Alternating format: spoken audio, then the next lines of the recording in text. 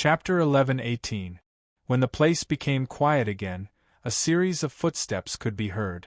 The figure could not be seen, but a series of clear footprints suddenly appeared on the dirty blood stains on the ground. The footprints extended all the way to the place where Wizard Holly disappeared before stopping. A moment later, the golden flames that engulfed his body receded, revealing Grimm's young and sturdy body. He was wearing a red wizard robe inside and a black cloak on the outside. The hood was pulled up, covering his face. Only a few messy black hair could be seen sticking out of the opening. Grimm's fiery eye quickly scanned the area and quickly determined the strength of the people involved. Hiri, the werewolf, the fox girl, and the dark witch Shunny. As expected, Shunny did not really die. Instead, she chose to resurrect in this different plane. As a Tier 4 intermediate dark witch, her appearance had undoubtedly set off alarm bells for Grimm. This trip to the floating city would not be as smooth as he thought. His old enemy, the Dark Witch, had appeared, and now there were two unfamiliar followers of the beast god. If the lesser disaster overlord, Siefui, was added, there were more than 5 powerful beings from another world roaming around in the floating city, looking for hunting grounds and prey. Wizard Hiri's strength was not bad, but it was obvious that he was blinded by the benefits in front of him. At a time like this, he would rather work hard to gather resources than rob a prey that was full of rewards. It was because he did not understand this that he was kicked out of the list of competitors at the beginning of the war by his enemies. From the aura in front of him, it could be seen that Wizard Hiri had fallen into Shunny's hands. Grimm could roughly guess the reason why Shunny had kidnapped Holy. Shunny had already died once, and she had lost most of her magic tools and equipment. In addition, her new body would not be able to reach grade 4 in a short period of time, so her basic combat ability would definitely be greatly reduced. Therefore, Shunny did not dare to face Grimm at all. If she met Grimm, it would not be a matter of her killing him, but a matter of whether Grimm was willing to let her go. In order to kill Grimm and complete this mission, Shunny could only take the risk to find some helpers. Chiolisha was too useless. Cooperating with her would not be of any help to Xiani's combat power.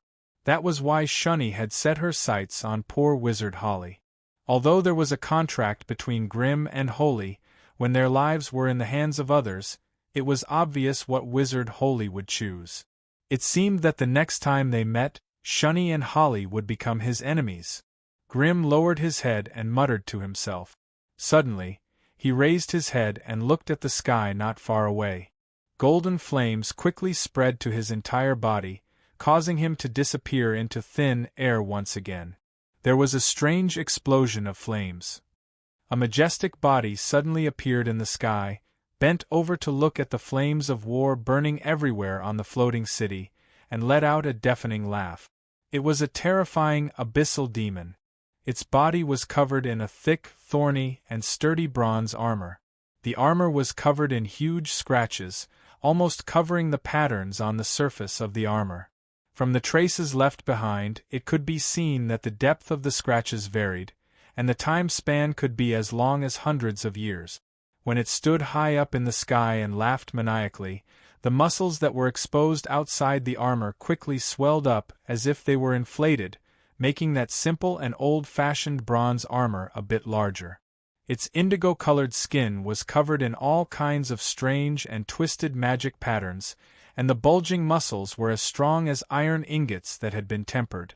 Its appearance was cruel and terrifying. Its mouth was protruding forward, and it had a ferocious face similar to that of an ape or a dragon man. On its back, a pair of dark red tattered bat wings were swaying slightly, covered with sharp hooks. Every time it opened its mouth, it would spit out a translucent sulfuric poisonous flame from its sharp teeth, filling the entire space with a choking and pungent smell of sulfuric. A Tier 4 abyssal great demon, Grimm hid in the dark with the help of the flames, silently observing the uninvited guest. It could be seen that the attack of the creatures of disaster on the floating city had ignited the flames of war and attracted the invaders from other worlds who were lurking nearby. This made the situation even more confusing, and it was difficult to predict what would happen next. But that was not the end. When the abyssal demon flapped its tattered demonic wings and dove into the battlefield in the distance, a streak of light flashed in the sky, attracting Grimm's attention once more. It was a strange pale white flame, and inside it hid a skeleton that was made of pure white bones. Looking at its white bones, its gums filled with magical gems, and the strange soul fire hidden behind the large rubies in its eye sockets, Grimm felt an indescribable chill in his heart. A lich. A terrifying grade 4 lich. And such a guy was probably strong enough to rule a complete small bone plane. The lich hid in the cold death flames and flew over Grimm's head. When it passed by, its cold, merciless, and cruel soul fire swept past Grimm's hiding spot and stopped for a brief moment. As if sensing Grimm's soul presence that was not weaker than its own, the lich did not choose to fight him. Instead, it sneered and flew away. This was the biggest difference between spellcasters and combatants. Arrogant fellows like the fiends, calamities, and star beasts relied on their powerful strength to rush up and attack the moment they sensed the presence of an enemy. As for whether they could do it or not, that was another matter. On the other hand, spellcasters like liches and sorcerers were more rational and cunning. When encountering an enemy, especially one of the same rank, they would usually choose to avoid the battle and attack the weaker opponents. Only when the enemy revealed a relatively obvious weakness would they launch a fierce attack without any regard for their own safety. Once they sensed that they were in danger, they were usually the ones who were the most determined to escape. Hence, the lich had clearly sensed the strange law of fire around Grimm's body. However, after a brief consideration, it determined that it did not have the capital to take him down quickly, so it flew away without hesitation. From this, Grimm could deduce that it was also a fellow who had grasped a portion of the law of fire. Hence, it could see through the law of fire around Grimm's body. Although the abyssal demon was powerful, it could not detect Grimm's presence. Seeing the terrifying powerhouses that suddenly appeared, Grimm could not help but frown. This pool of water was getting murkier and murkier. Moreover, there were more and more predators mixed in. Under such circumstances, if he wanted to gain anything, the difficulty would undoubtedly be countless times greater than what he had originally estimated. Originally, with only Sieti and the three of them, Grimm was confident that he had the upper hand and could get what he wanted as long as he wanted. However, it seemed that he would have to pay a huge price to obtain anything. In particular, the Dark Witch was an unexploded bomb. If he was entangled by her, it would be extremely difficult for him to obtain anything. However, after thinking about it, Grimm could not help but feel proud. Calamities, followers of the beast god, demons, liches. Which one of them was not a famous tyrant in the dimension? Which one of them had not cultivated for hundreds of years to reach their current level? However, it had only been 200 years since he was born. Compared to them, the difference in strength was not that great. In fact, Grimm was extremely confident that he would be able to defeat a few of them. This clearly showed that Grimm's potential far exceeded theirs. Hence, in the face of these terrifying competitors, Grimm should not be discouraged. Instead, he should be proud of his own achievements. Grimm silently encouraged himself as he stealthily made his way to the inner ring of the floating city. He had to admit that the floating city was unusually large. The Arcana Masters had basically moved a gigantic city into the sky. Even Grimm could not help but be secretly impressed by them for being able to achieve such a great achievement that was almost miraculous. To be honest, if Grimm's soul hadn't been born in the wizard world, but in the arcane kingdom, he would have become a great arcanist by now. After all, the advancement in the arcane kingdom depended more on the level of one's own arcane knowledge, unlike the sorcerers who set strict and fixed standards for each rank. Therefore, the arcanists in the arcane kingdom rarely tempered their bodies, and even their mental strength was much weaker than the sorcerers of the same rank. Once these people were stripped of their arcane towers and arcane facilities, they were as fragile as a bunch of little white rabbits in front of the sorcerers of the same rank. Grimm concealed himself and wandered on the empty streets of the floating city. Some of the mutated beasts that were roaming all over the place ran past him, knocking down and destroying many shops and shops along the way. Whenever they found the arcanists guarding the arcane facilities, the mutated beasts would shriek and gather together to besiege them. This also caused the floating city to be set ablaze everywhere, and the sounds of houses collapsing and the roars of fighting could be heard everywhere. At that moment, Grimm saw the great demon of the abyss again. The great demon of the abyss was madly fighting with 2 arcane towers. Chapter 11:19. The battle was exceptionally bitter and also exceptionally bloody. Like a crazy wild boar, the abyssal archdemon completely ignored the dense and ferocious arcana attacks of the arcana towers. In the torrent of arcana spells that were as dazzling as fireworks, he knocked down one beautiful and magnificent art palace after another. The arcane apprentices hiding in the arcane towers were affected by the terrifying aura of fear. They all scattered in all directions, then were cut down by the great demon with its giant beheading sword. At the climax of the massacre, the great demon would randomly grab an arcana apprentice and throw him into his mouth. As soon as the sharp teeth closed, the shrill screams came to an abrupt end, and only the cracking sounds of bones and flesh could be heard. The level 4 arcanists hiding in the arcane towers were dumbfounded when they saw this. They all controlled the arcane towers to charge down from the sky, using the ferocious arcane torrent to engulf the great demon.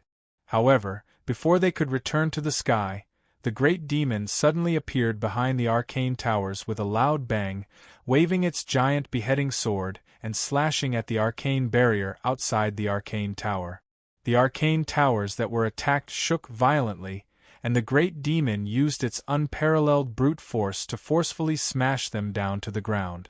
Although the body of the fallen arcane tower was not damaged at all and could still attack fiercely, it had lost its original flexibility and mobility.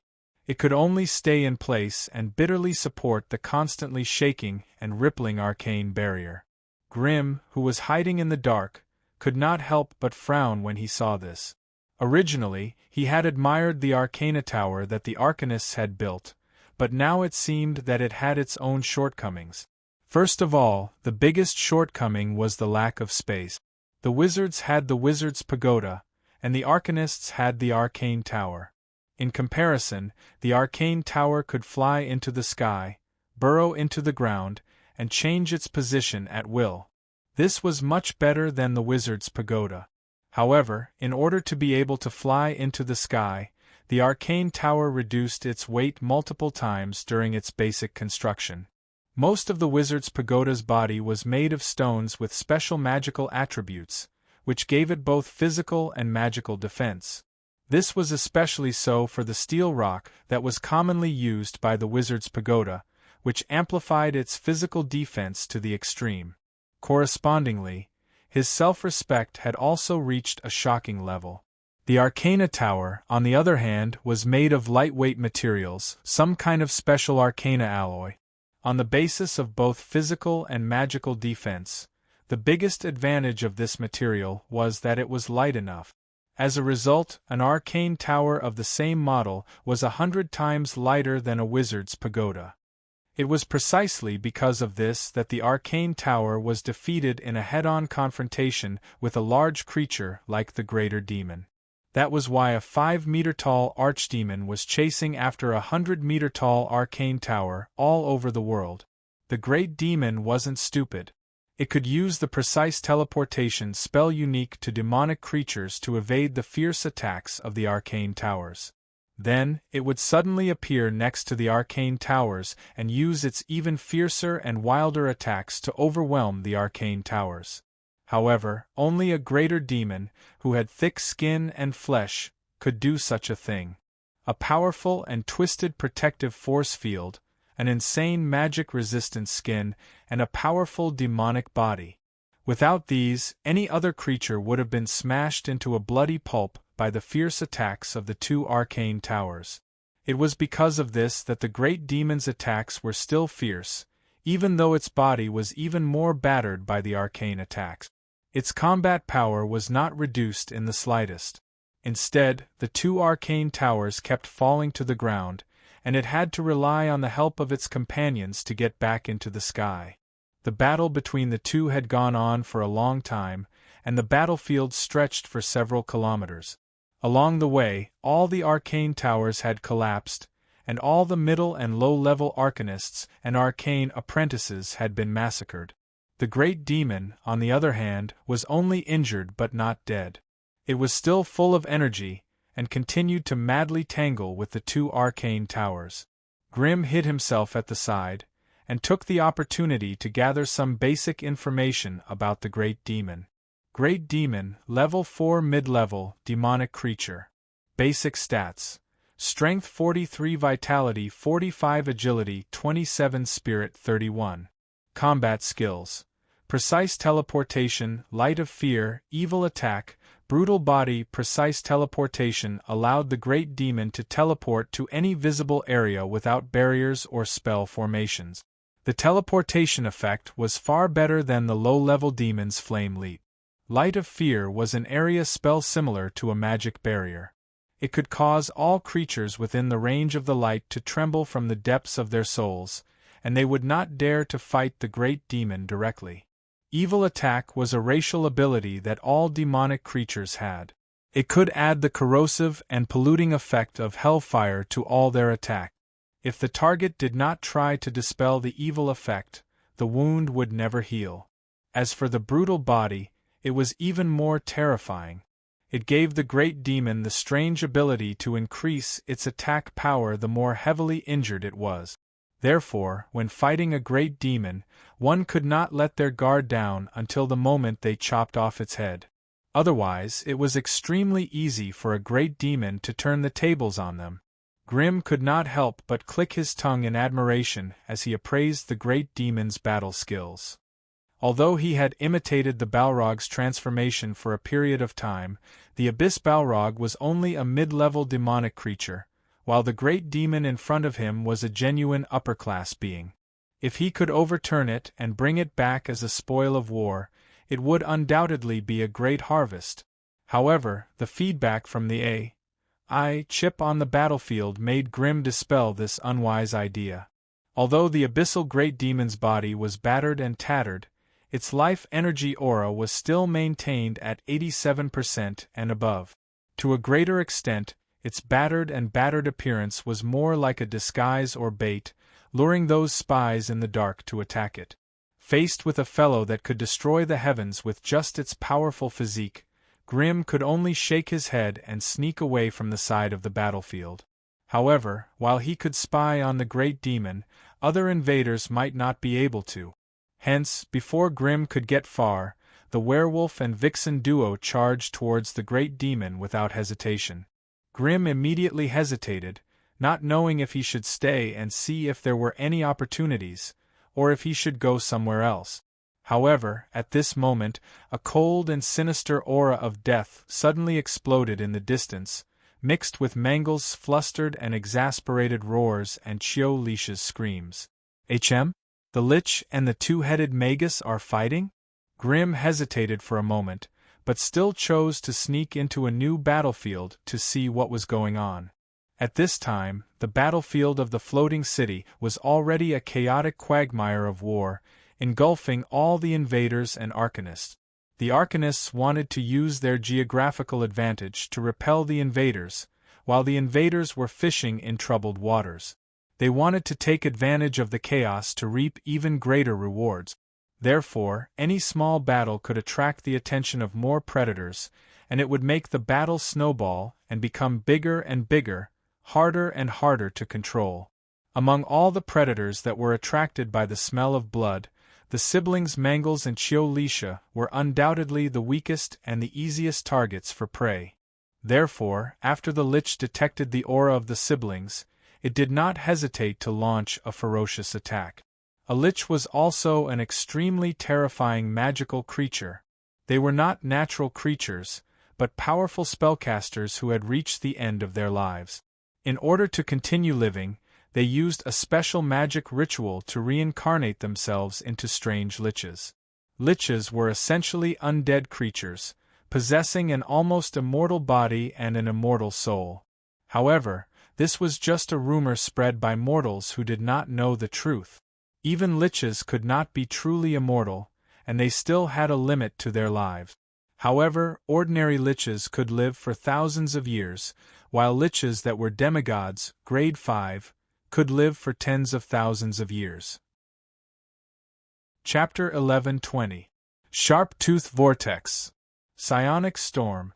As two-headed sorcerers who had fused with each other, they could simultaneously shoot out two spells of different natures every time they cast a spell.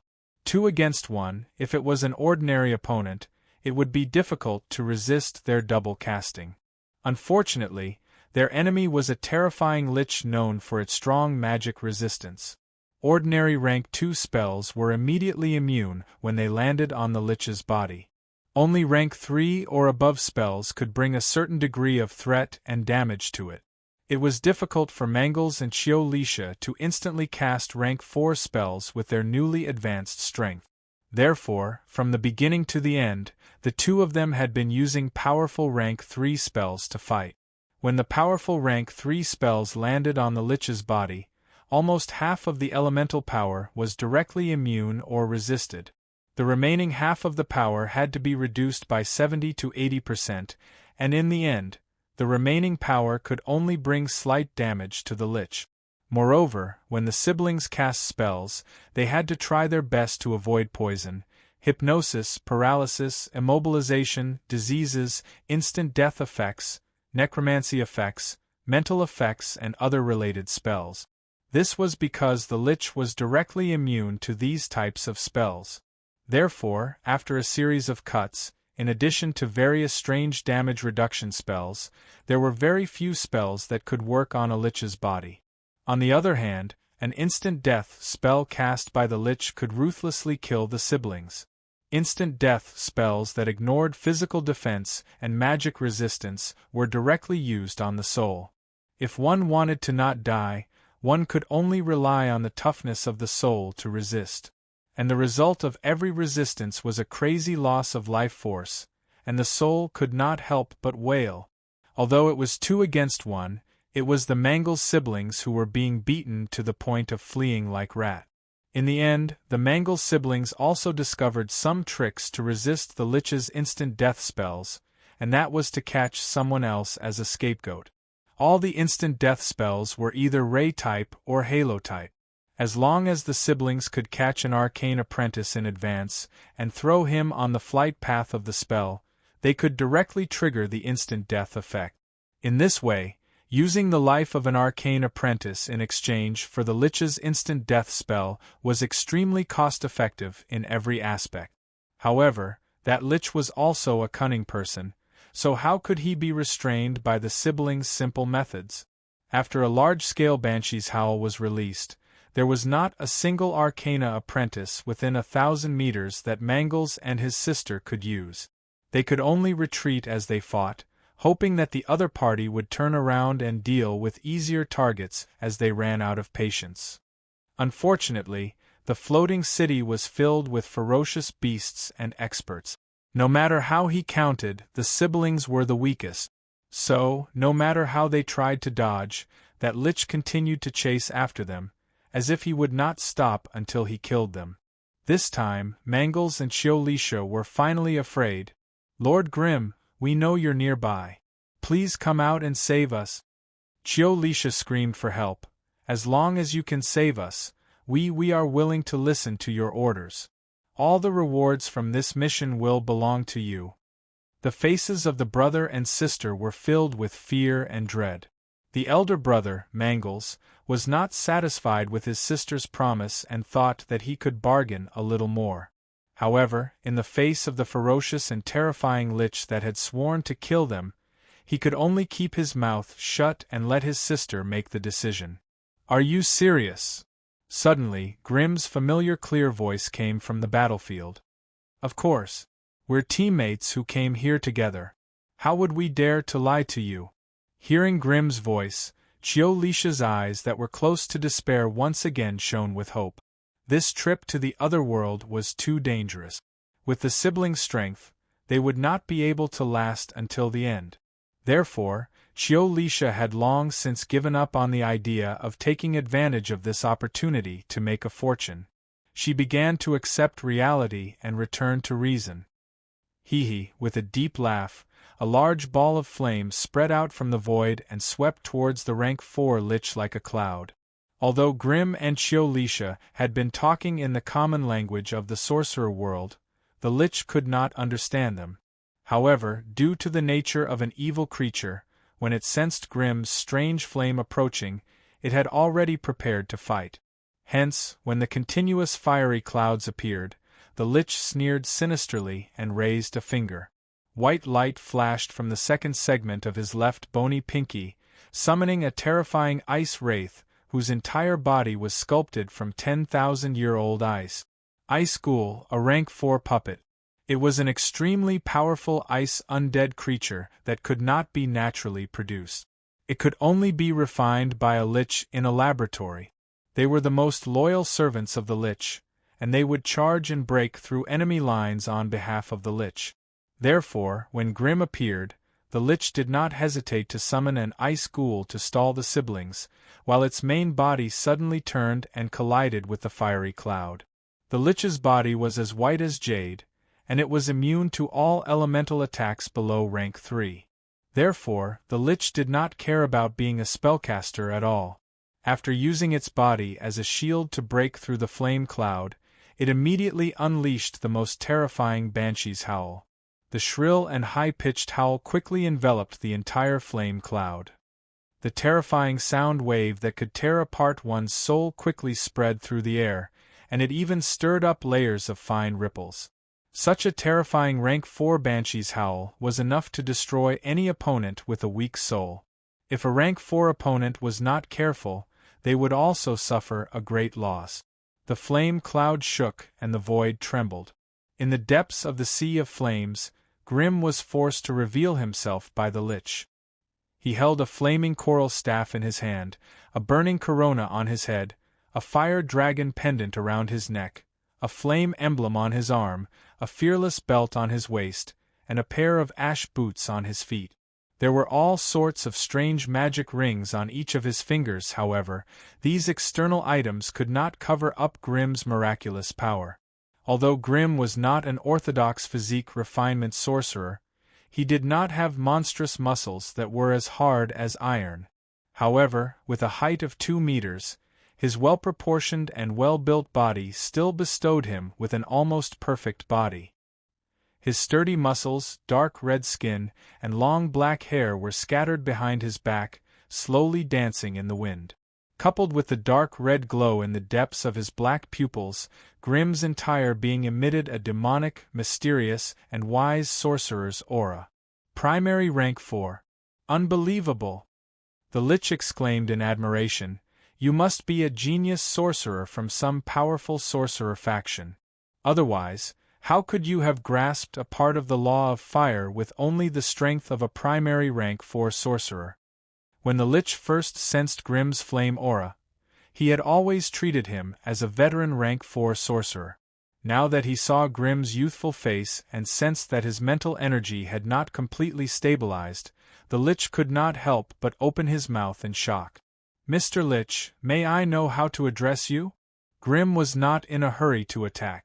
Instead, he tapped his flaming coral staff on the ground and cast a full-scale flame shield on himself. Then, he calmly greeted his opponent. Kongness, what about you? The lich asked coldly. Mr. Kongness, Grimm sends his greetings. Grimm said with a smile, there are so many prey here. Why are you so fixated on us sorcerers? Why don't you, Kakik? You want to snatch my prey away just by opening your mouth? Do you want to show me what you're made of? The lich was indeed a frequent visitor of the evil faction. He did not allow Grimm to continue negotiating. He raised his hand and shot a green ray at the flame shield. Disintegrate! The flame barrier, with 500 points of physical defense and 700 points of elemental defense, crumbled the moment it came into contact with the green ray. In the next second, 4 to 5 curses that were either gray, white, green, or dark purple chased after Grim and sank into his body at the same time. The Lich was worthy of being the strongest controller of evil spells. Each of his curses had terrifying spell penetration. Otherwise, they wouldn't have been able to pass through the burning domain and fire force field to directly affect Grim. Delay. Loss of will. Aging. Pain. Oblivion. There were 5 curses in total, and all of them took effect.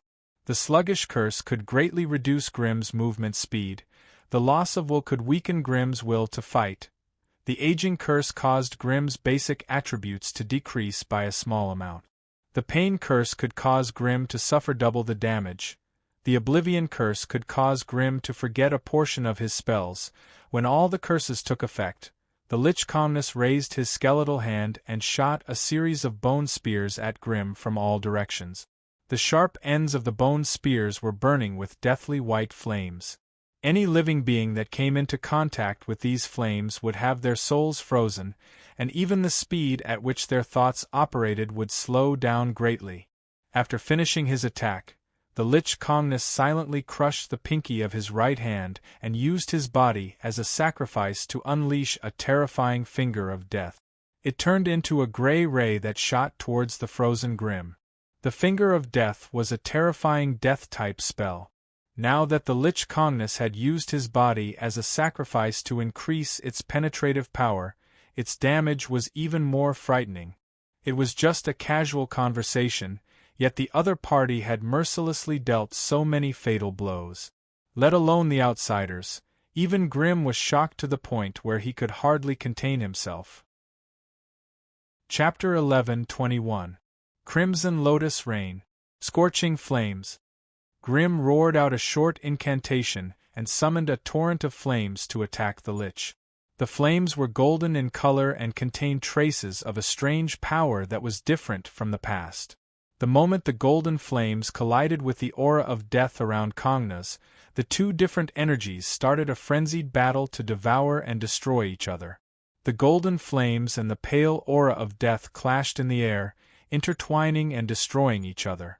The moment the golden flames appeared, the negative curses that Kongnas had placed on Grim's body evaporated like snow under the scorching sun. The rest of them could no longer influence and interfere with Grim's every move like before. The source of the two energies used every second they had to cast all sorts of terrifying spells to pave the way for the final victory. At the level of the Lich and Grim, even if they didn't use incantations, they could still summon all kinds of powerful spells.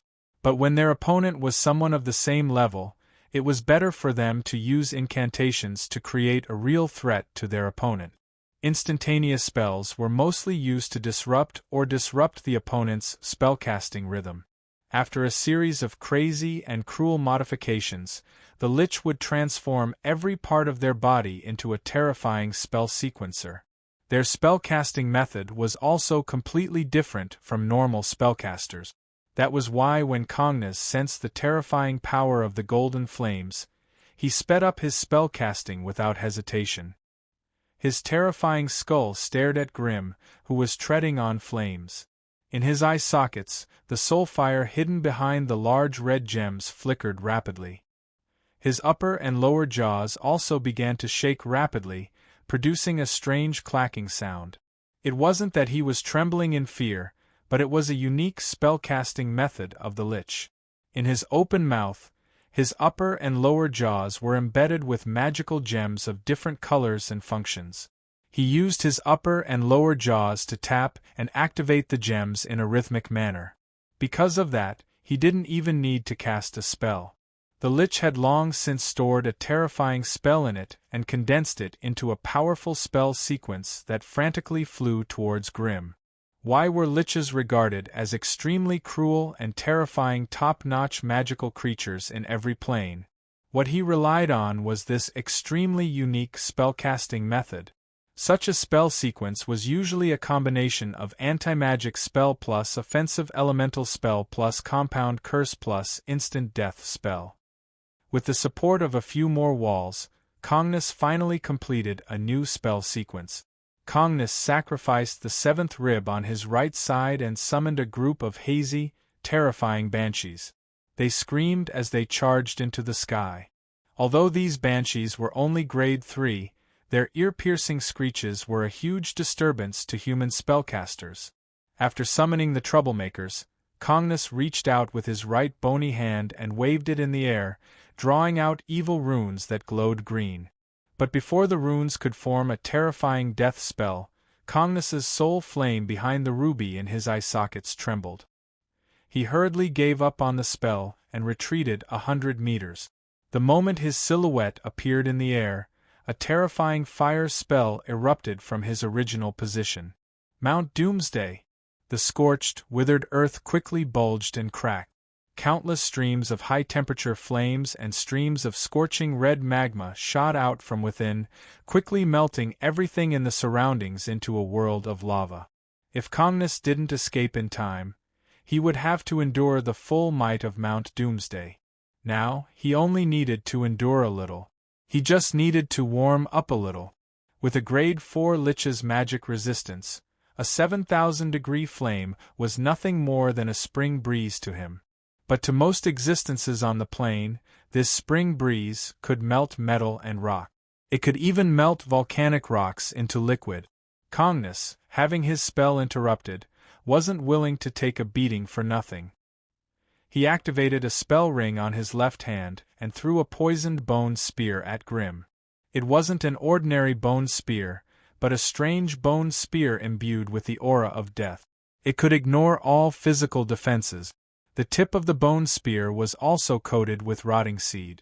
Once it came into contact with flesh, it would spread the seeds of plague. Grim, who was preparing his next fire spell, paled at the sight of such a terrifying bone spear. He hurriedly dispersed his body and turned into a streak of flames to escape.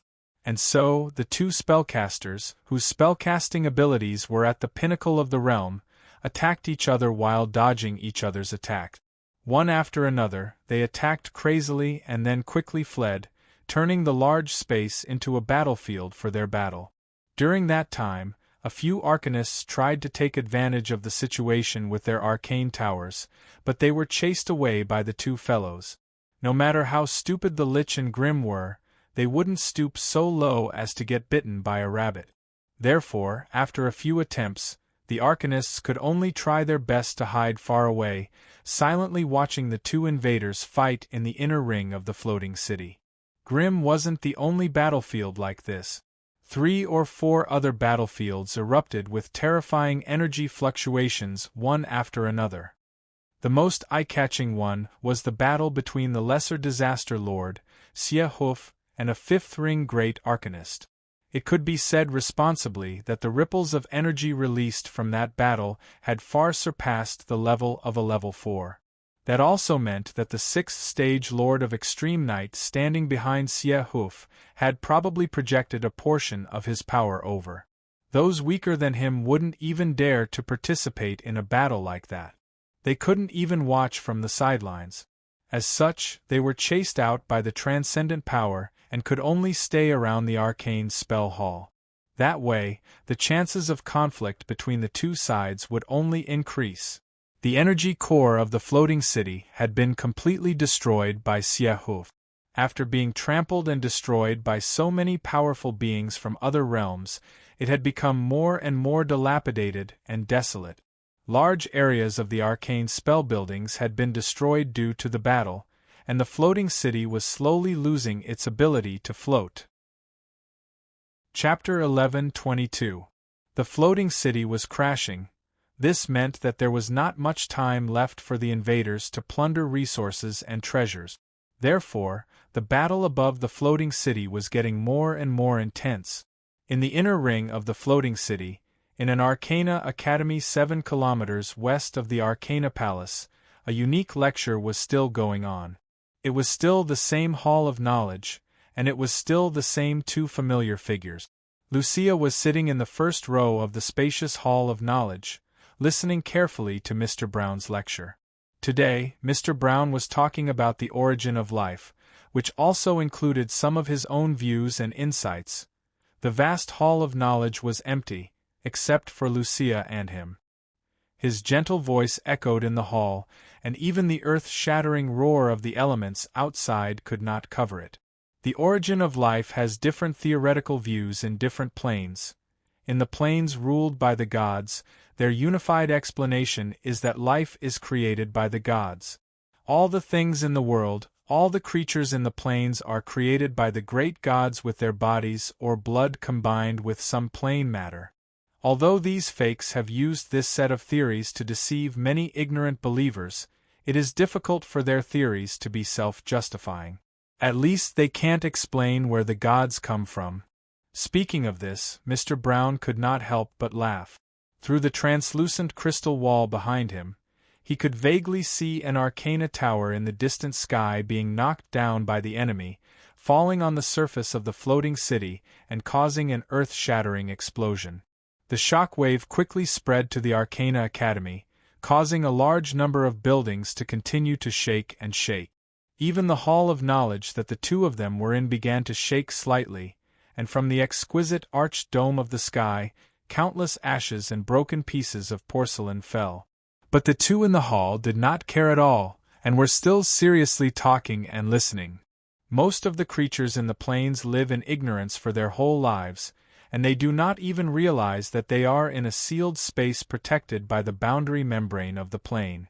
Only those awakened high-level consciousness will realize this problem and try to find the answer. And their answer lies in the void of the plane.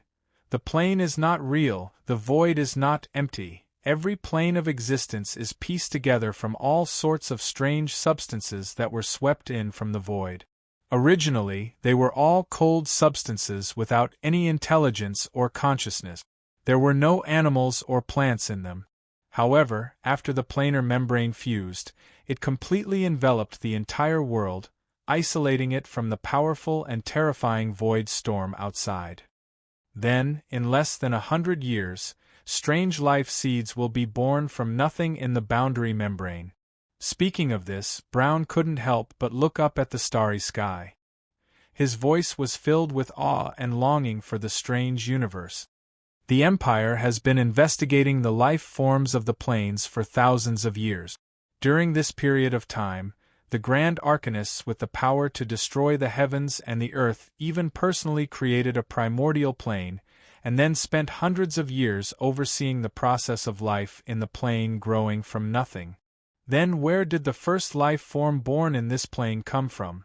Lucia couldn't help but widen her eyes. She licked her lips and asked eagerly. Beyond the realm, the endless void. Brown couldn't help but sigh. Outside the plane, the endless void? Lucia couldn't help but repeat. Yes, just like you, the Grand Arcanists also felt that it was inconceivable. The first source of life in the plane actually came from outside the plane. Brown sighed for a moment, then returned to normal. After the Grand Arcanists reached this conclusion, they conducted all sorts of investigations and found that the majority of the creatures in the plane of existence were actually as high as 87% similar. Although some of the creatures in different planes and different environments have undergone some changes in body shape and bones, when it comes to the root, they still originate from the same source of life. Outside the Hall of Knowledge, loud rumbling sounds came unceasingly. A continuous stretch of heavenly fire fell from the sky, melting a large part of the Arcane Academy's building into a baked cake. The whole world began to silently burn. And at the end of the line of sight, an indomitable flame giant was roaring angrily. Every move it made sprinkled a steady stream of flames, as if it was fighting a powerful enemy. The arcane barrier on the surface of the hall had not yet dissipated, and it was barely able to block the rapidly rising terrifying air waves from the outside world. However, the arcane glyphs etched on the thick stone pillars around the hall had already been slightly damaged due to the previous shock. Some strange flames penetrated the gap in the arcane barrier, and the temperature inside the hall began to rise slowly. The surrounding buildings had collapsed and melted one after another, and because of the existence of Arcanist Brown, the arcane barrier in the Hall of Knowledge was still operating with difficulty. But looking at the harsh and terrible environment around, it wouldn't be able to hold on for too long. Since the Grand Arcanists have already detected the source of life and the plane of existence, didn't they trace the real source of life? Lucia asked eagerly with a red face. The cruelty and fierceness of the void of the plane can't be imagined by those who haven't experienced it. It's in order to explore the mystery of the depths of the sea of stars and explore the origin of life in the plane of existence that the Grand Arcanists built the powerful half-plane fortress. Following a certain fixed track, they conquered one plane of existence after another. Before the Empire faced this crisis, the Arcane Kingdom had found and conquered a total of 2,317 planes, and turned them into our secondary planes or resource planes. Some of the Grand Arcanists still believe that if we can leave our footprints in all the plane worlds and radiate the power of the Arcane Kingdom to every corner of the multiverse, then any secret will no longer be a secret in our eyes. The whole multiverse will be like the arcane garden behind our house. We can take whatever we want. Teacher, isn't this thinking deviating from our starting point? If we go on like this, what's the difference between us and those creatures of disaster? Lucia's face showed a look of pain and struggle, and she couldn't help but shake her head in distress. Little Lucia, do you think all people are like you, always maintaining that original idea? Decrypting the source of the plane, exploring the truth of the universe. Such an idea, every one of us can do it at the beginning. But when our power is getting stronger and stronger, and the knowledge we gather is getting larger and larger, we can destroy a plane and a world by raising our hands and feet. At that time, can we still calm down and continue to pursue our truth? Brown sighed leisurely. After countless arcanists, countless years of exploration and speculation, the upper echelons of the Arcane Kingdom firmly believe that the multiverse we live in may not be the only one, let alone the whole. There may be a similar living space outside the multiverse, and in order to maintain the activity and flow of internal life, there is also a strange exchange of matter and life between different multiverses. There is exchange between multiverses, and within the multiverse, there is also a hidden and inevitable exchange of matter and life between planes. When Lucia heard that, she couldn't help but open her mouth in surprise, and couldn't help but murmur, if this exchange really exists, then who is the first driving force? Is it true that there is a supreme life in the multiverse that explores and controls everything in the multiverse?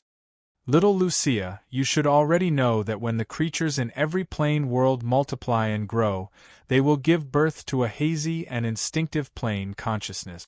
This plane consciousness will control the laws of the plane, and let the entire plane world operate according to a certain law or instinct. So does our Morian plane also have a plane consciousness?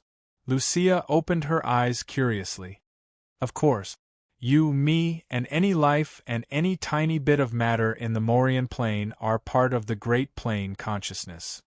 If you have a chance to advance to a level 1 Arcanist, at the moment of advancement, you can briefly touch the Great Plane consciousness. Brown looked at the clever and studious apprentice in front of him dotingly. Although the two of them didn't have a teacher-disciple relationship, at this moment, deep in his heart, he had already regarded her as his own disciple, teaching and inheriting. Lucia frowned and thought hard. She really couldn't imagine what such a huge plane world would be like once it gave birth to a plane consciousness. Would it also have feelings of joy, anger, sorrow, or pain like human beings or ordinary creatures? Then how would it control the creatures of the plane? Outside the hall, the rumbling of the elements became louder. The battle of the flame giants in the distance seemed to be getting closer and closer to the Hall of Knowledge. The outer walls of the hall had been baked red by the terrifying high temperature, and the towering dome began to soften, with crimson molten lava flowing down drop by drop. Arcanist Brown waved his hand, and a tall arcane puppet standing at the side walked over, using its huge body and wide arms to block the falling ceiling for them. The temperature in the hall became even more unbearable. At this moment, the floating city had fallen nearly half its height, and the entire foundation of the city had tilted 45 degrees. Most of the ground had begun to burn and collapse. Looking out from the crystal walls around the Hall of Knowledge, the entire horizon was slanted. There were flames everywhere outside, and battles were everywhere. It was like the end of the world. Chapter 11:23. However, at that moment Brown and Lucia had completely disregarded life and death. They were still in this simple and narrow, safe house, asking and answering questions, immersed in the joy of knowledge inheritance and acquisition. Perhaps the world would be destroyed in the next second, and perhaps the two of them would be reduced to ashes in the next second. But at this moment they were still persisting and putting their simple and stubborn beliefs into practice. That was the belief they made on the first day they came into contact with arcane knowledge, and they were willing to give everything they had for it, even their lives. That might be the fundamental reason why the arcane kingdom could rise so quickly in just a short period of nearly 10,000 years and become a powerful force in the multiverse. Hearing the explanation of the Arcanist Brown, the desire and expectation in Lucia's eyes became stronger. However, just as she opened her mouth to continue to ask some questions, there was an earth-shattering bang. The arcane barrier of the Hall of Knowledge could no longer withstand the burning of the terrifying flame. It burst into flames and fireworks all over the sky. The billowing heat wave and the heavenly fire instantly poured into the hall. Lucia felt as if she had been thrown into a lava volcano. The tumbling and shaking air was filled with terrifying heat. And her clothes, long hair, skin, as well as the blood and bones in her body, were rapidly drying and withering under the terrifying high temperature. There was a tendency to turn into ashes in an instant. And she tried her best to turn her head and look somewhere outside the hall. There, a colossal flame giant was standing proudly, striding into the Hall of Knowledge. What a towering flame giant it was! Looking at the body that was surrounded by flames, she could see the figures of flame elves flying cheerfully everywhere. She could feel the burning sensation brought by the high-temperature flame flow everywhere. The tall and towering body of the other party was projecting endless light and heat outwards. Just by looking at the flame giant, it had already made Lucia's eyes burn, and her whole body began to melt like a roasted candle. Not only her, even Brown, who had the strength of a level 2, couldn't bear the mighty power of the flame giant at close range. His clothes were ignited first, then the skin on his face, hands, and body began to have large patches of blisters, and his whole body fell into a state of extreme pain. If he was an ordinary person, perhaps he would have turned into ashes the moment the burning domain covered him. It was because of his second circle arcana master's strength that he had been able to hold on for more than 10 seconds in the field of fire, but he had also suffered a lot because of it. However, even in such a painful situation, Brown still did not protect himself. Instead, he injected all of his arcane power into the arcane barrier outside Lucia's body. Meanwhile, he himself was quickly incinerated into ashes by the exploding flames, turning into a horrifying charred corpse. However, a second-ring arcana master wouldn't be able to survive Grimm's burning domain even if he used all of his strength. Therefore, Lucia, whom Brown had protected at the cost of his own life, did not live more than a few seconds longer than him. As the power of the arcane barrier was rapidly consumed, Lucia also began to follow the footsteps of Brown and quickly began to die. Power. So this is the so-called power. Lucia's eyes were burned into empty holes. She stared blankly at the flame giant and couldn't help but mutter to herself. The moment the arcane barrier was burned through, her body also turned into ashes. Even her soul began to melt bit by bit under the strange flames. Just as her soul was about to perish, a resounding and unfamiliar voice suddenly sounded from the depths of her soul. What a pure soul! With that, a strange hole seemed to open up in the depths of the flames.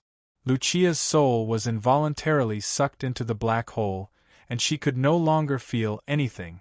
Grim weighed the pearl of darkness in his hand and sensed that the weak soul was still standing muddle-headed within. He nodded in satisfaction and put the pearl away. That moment was very strange. Although he had killed 2 fellows casually, the AI chip had strangely sensed the aura of the projection of the plane's will on one of them. Moreover, that fellow was the weaker of the 2, probably just an arcane acolyte. Logically speaking, it was impossible for such a fellow to attract the attention of the plane's will. However, when Grim waved his hand and incinerated them into ashes, the AI chip had truly felt a slight undulation from the plane's will. It was an indescribable feeling. It was as if the Morian plane's will had been silently watching over this weak arcane acolyte. Hence, when Grim accidentally killed him, he attracted the deep hatred and malice of the plane's will. Hence, out of curiosity, with a thought, Grim used the Tier 5 Darkness Orb's strange shadow power to trap this weak soul within. After doing all this, Grim shook his body and slowly retreated from his flame giant form, returning to his human form. The battle between him and the Lich Kongnas did not have an outcome. When the terrifying battle between the evil Hoof and the great Arcanist broke out in the Arcane Temple in the center of the floating city, the Lich Kongnas finally gave up on his battle with Grim. He turned around and rushed towards the distant battlefield with the Grade 4 Frost Wraith. From the looks of it, it seemed that he wanted to take advantage of the conflict between the Sandpiper and the Clam. Although Grim was not afraid of the Lich, he still chose to search for some spoils of war in the periphery after considering his own strength. Of course, if Grim did not care about the damage to the books, he could just throw out a flaming storm and burn through most of the runes. However, if he did that, many arcane technique manuals would not be able to remain intact. Listening to the tsunami-like sounds of elemental explosions and the occasional violent tremors, one could imagine how chaotic and torturous the floating city was right now. Grim, on the other hand, had completely given up on everything and began to focus on collecting and looting the arcane technique manuals here. Different from Grim's leisurely attitude, in another place not far away, 2 strange figures were following the lingering flame in the air to the Arcana School. Then they arrived at the Knowledge Hall that had completely collapsed and melted. The original location of the hall had turned into a terrifying pool of lava. All the stone walls, pillars, and rubble had disappeared, leaving only gurgling streams of terrifyingly hot liquid lava. I've already sensed that bastard's aura. He's in a secret room not far away from here. Let's go and kill him.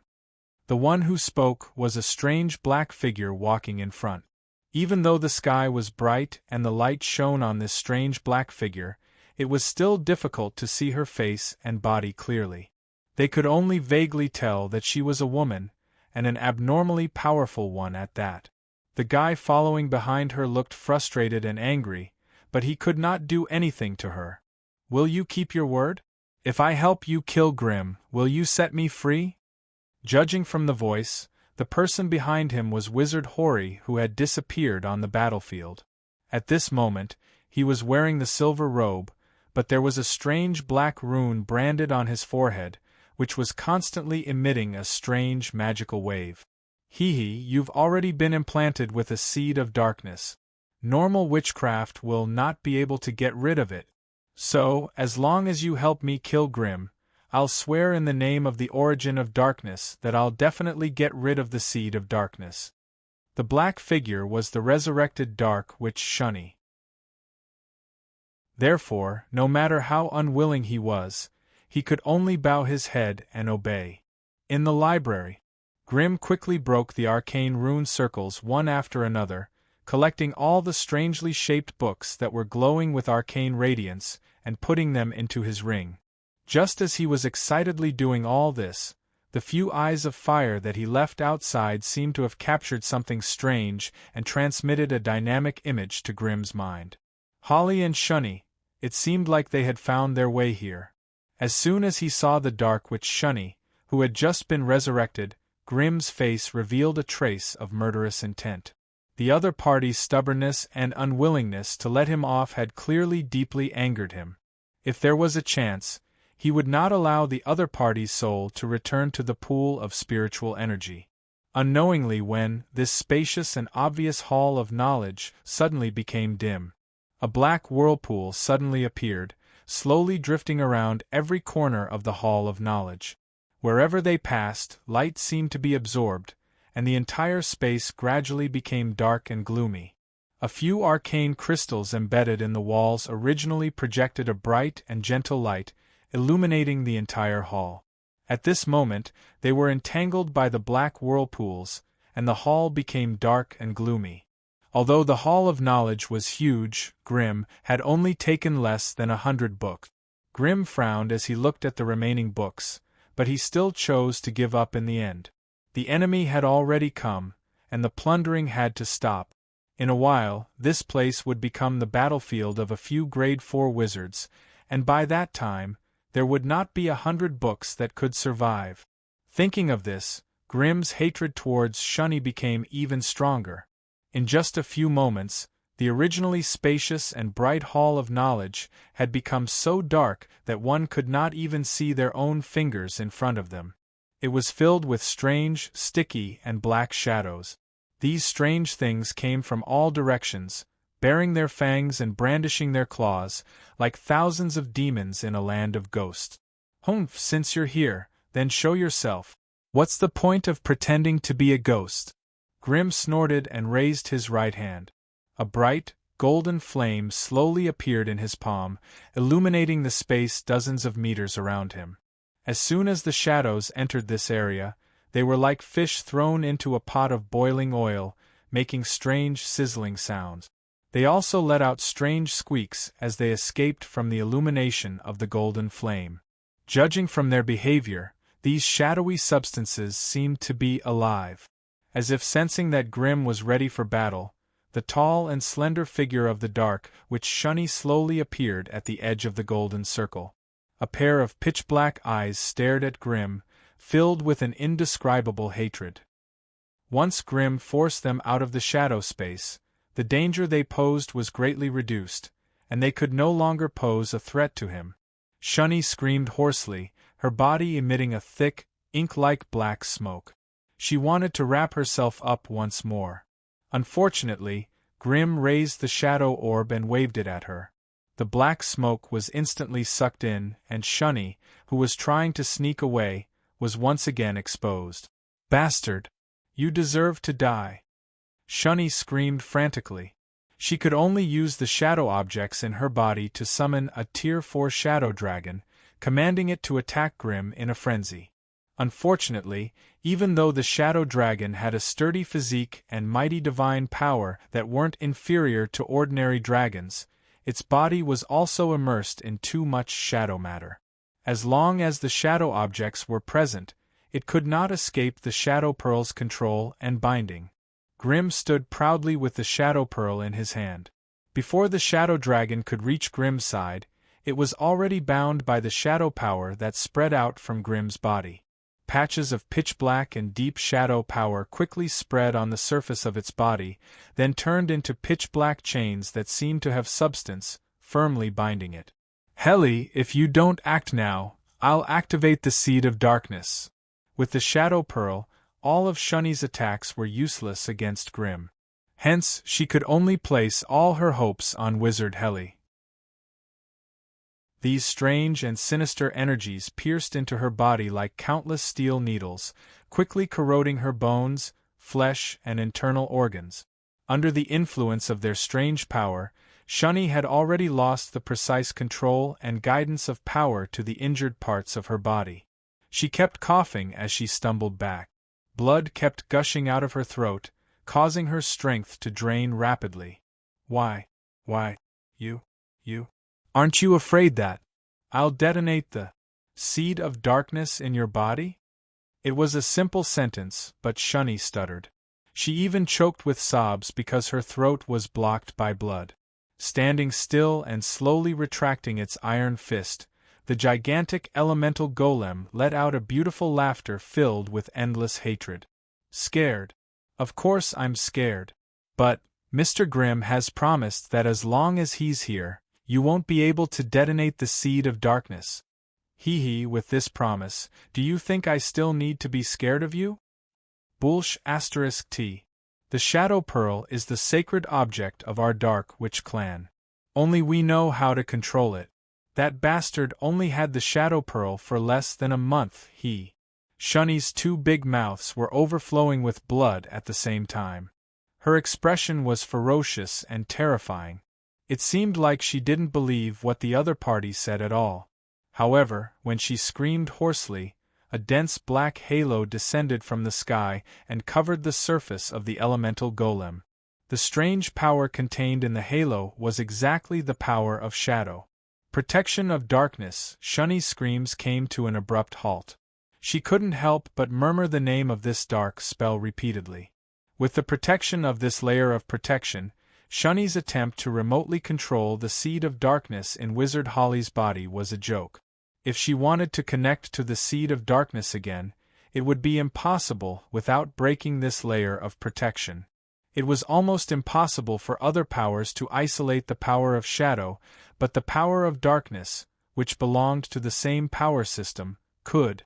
Therefore, when the heavily injured Shunny saw this thin layer of black halo that seemed like it would leak with a single poke, her heart almost collapsed in despair. She twisted her stiff neck slowly and turned towards the young fire shaman, who was holding the orb in his hand and sneering at her with a smirk. His face was full of mockery, and his eyes were filled with thick disdain. It's just one or two minor dark spells. It's not that difficult to learn. If there's anything wrong with this protection of darkness, please don't hesitate to point it out, Lady Shunny. Xia Ni's face turned pale in an instant, and her eyes were filled with endless fury. Protection of darkness is a minor spell? This damned bastard. That's a rank 4 buff-type dark spell. Even if Shunny wanted to cast it herself, she wouldn't be able to do it so quickly. Is he really an elemental fire wizard? How did he do it? Under Shunny's furious gaze, the smile on Grimm's face did not diminish. Instead, it became even more radiant and gentle. Normally, he wouldn't be able to cast dark elemental spells with his specialization in fire. However, ever since he obtained the Shadow Pearl, Grimm did not hesitate to order the AI chip to quickly analyze the dozen or so dark elemental spells stored in the database. Grimm had been traveling all over the place for the past few years, and his footprints had already covered the Silver Alliance, the Northern Lands, and the scattered forest of towers. The AI chip's database had collected and sorted out more than 400 spells of various systems. Due to the limitations of his specialization in fire, Grimm was unable to cast any spells other than fire elemental spells. Hence, the spells in the database were only models for modifying and optimizing fire elemental spells. Now that he had the Shadow Pearl, the source of darkness, it was equivalent to having a magus who could continuously supply shadow elemental energy. Grimm only needed to have the AI chip store the model of the dark elemental spell and pour the energy from the Shadow Pearl into it. Then, he would naturally be able to cast dark elemental spells. During the casting process, the Shadow Pearl was the source of energy, and the AI chip in his mind was the controller of the energy. Grimm only needed to observe the entire process, and all he had to do was put on an act. And this was a way to control the Shadow Pearl that he had figured out. However, no one could see through Grimm's act. In their hearts, Grimm was extremely unfathomable. He was actually able to surpass the threshold of the power system and achieve such an inconceivable feat. Faced with such a situation, Shunny's heart crumbled in despair. Magus Holy, on the other hand, attributed it to Grimm's strange elemental talent and did not suspect anything else. Grimm, who had the Shadow Pearl, was already difficult enough to deal with. Now that Holy, who hated her deeply, had joined the fray, Shunny immediately knew that there was nothing she could do. Without hesitation, she prepared to flee again. Unable to leap from shadow, Shuni's body exploded into a cloud of black smoke, and she shot towards the only entrance to the library like an arrow. As she fled, Shuni used all the shadow energy in her body to condense dark, deep, and solid shadow arrows. They shot towards the two enemies, hoping to slow them down. Seeing this, Magus wholly panicked and charged towards the broken door against the dense rain of arrows, trying to stop Shuni. The legendary fire Magus remained in his original position, his body not moving at all. He looked at Shuni, who was frantically escaping, his face full of mockery. Seeing the fire Magus expression, Shuni's heart trembled, and she could not help but have an ominous premonition. Damn it, that fire Magus definitely has something up his sleeves. What could it be? While thinking quickly, Shuni, who had turned into black smoke, suddenly froze in front of the broken wooden door. She once again condensed into her human form, and did not move a single step forward. There, against the light from the passage, stood a tall and mighty figure. Looking at that strange posture and sensing that familiar aura, Shuni's heart suddenly sank to the bottom of a bottomless abyss. It was so cold and stiff that it was difficult for her to even jump. Mangus. Chiolisha. Shuni spat out these two names with difficulty. She finally understood what the legendary fire Magus had up his sleeves. That cowardly two-headed Magus and his sister. Although Shuni did not care about the strength of Mangus and his sister, they were still genuine grade 4 magi after transforming into two-headed magi. If they were to fight without holding back, Shuni, at her peak, was confident that she could defeat or kill this pair of brother and sister, who had barely squeezed into grade 4, within a quarter of an hour. But now, sensing the nearly depleted blood and shadow energy in her body, sensing the Magus Holy who was rushing towards her with berserk strength, Shuni finally gave up all hope. Unless the sorcerer god descended, with her current strength, it would be impossible to break through the blockade of Mangus and his sister before Magus Holy arrived. A burst of wild power exploded in front of the wooden door. Chapter 11:26. Let me go, grim, holy Chiolisha. Don't forget, I entered the Morian plane with you. If I die here, the Lord Patriarch will definitely not let you off after we return. If you don't want to be harassed by a group of dark witches every day, then let me go. I'm giving up on this mission. I promise I will never harass you again. The Northern Witches were indeed a domineering and special group of wizards that ruled the North. Even at this moment of life and death, Shuni's tone was still not soft.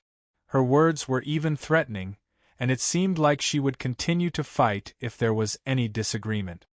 How about forcing her to swear the origin oath and then let her go? Chiolisha hesitated. Although the siblings had to participate in the battle against Shuni due to Grimm's majestic presence, they still maintained their cautious character.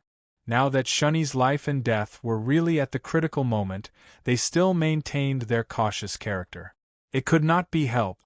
The siblings were not core figures in the Wizard Association, and they were even ostracized by the upper echelons of the association. Otherwise, they would not have been sent to this extremely dangerous battlefield in another plane. Therefore, when they thought of the famous Northern Dark Witch, they felt a little timid in the depths of their hearts. In my opinion, we should just blow up her body again and let her go back naked to resurrect. This way, she will be weak for at least half a month, and it will be impossible for her to interfere with our mission this time. Wizard Holy gritted his teeth and cursed. Although his words were harsh, he obviously did not dare to offend the Dark Witches too much. Since ancient times, the Northern Witches had been the most protective and the most united. Moreover, they were exceptionally rude and domineering. If you offended them too much, these Dark Witches would really dare to sneak attack and assassinate you.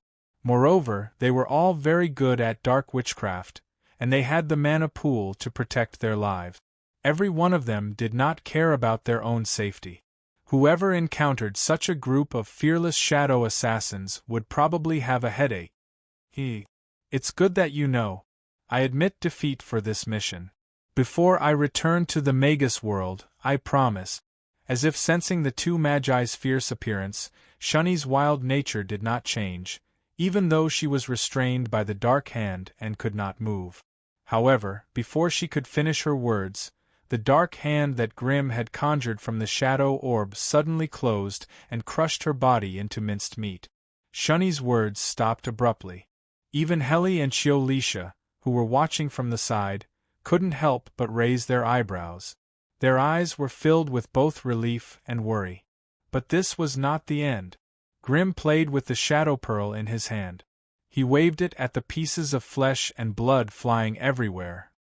Countless shadow force appeared out of nowhere and quickly corroded all the flesh and blood. When Grimm clasped his hands together, the shadow pearl lit up with a dark and deep black light. Soon after, countless black chains that fluttered in the wind extended out and pierced into the surrounding void like arrows. For no reason, a mournful scream suddenly came from the void. It sounded quite familiar. After a while, the black chains slowly retracted and dragged out a soul that was bound and unable to move. From the looks of it, it was the dark witch Shuni who had lost her body again. If it was said that Xia and I was only slightly afraid the last time, then this time, she was really afraid. The reason why the dark witches were so fearless was because of their unique ability to resurrect. No matter how many times they were killed, their souls could always escape to the preset pool of spiritual energy through a special method. After 10 days to half a month of recuperation, they would be able to condense a new body.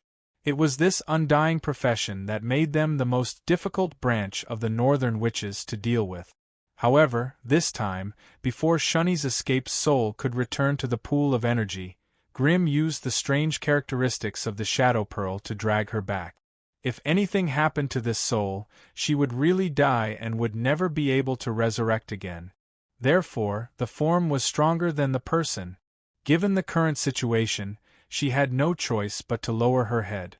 However, just as Shuni's soul trembled and she was about to bargain with Grimm pursed his lips and blew a transparent golden flame onto Shuni's soul. Shuni's soul was instantly turned into specks of ashes and finally melted into the void. A shrill soul-piercing howl turned into a lingering sound that lingered in their ears. Harry and Mangus's eyes widened, and they gritted their teeth to prevent themselves from crying out. Their hearts were filled with shock, and there was even a hint of wariness and fear. This was a genuine Grade 4 Dark Witch. She was killed just like that? It had to be known that in the central continent's forest of towers, any Tier 4 Magus was a powerhouse who could rule over a region. A single Tier 4 Magus could single-handedly prop up a human kingdom and a Magus family that had existed for thousands of years. Among the three great organizations, the control over Grade 4 Magi was slightly stricter. However, to be fair, every single Grade 4 Magus was the most precious asset of their organization. No one was willing to use them as cannon fodder. But now, right in front of them, a dark witch with the strength of a Grade 4 Magus, who was famous even in the northern lands where powerhouses gathered, had actually been killed like a chicken or a dog. Even the last trace of her soul had been completely obliterated. How much of a shock did this bring to the two Magi's minds? At the very least, Wizard Harry, who had hated Shuni just a moment ago, could not help but turn pale, and his heart inexplicably grieved for the death of a rabbit. When they looked at Grimm again, they couldn't help but feel a trace of fear and reverence in their eyes. "Don't worry," Grimm chuckled. "Since they chose to send Shuni to this plane to kill me, it was to prevent anyone from predicting or sensing it. So when we go back, we just need to stick to the same story and insist that Shuni died in a battle with a creature from another plane. Those dark witches will not be able to detect the truth of our word." Seeing that the two's faces were still pale, Grimm continued to encourage them. "Moreover, this Morian plane is about to face a great defeat, and everything that happened here will return to chaos along with the collapse of the plane's consciousness. Are you still worried that some powerful beings with prophecies will travel across planes to find the true cause of Shuni's death? If that happens, I'm afraid this plane will no longer exist." Hearing this, the two Magi's faces became a little better. Of course, these were just self-deceiving words.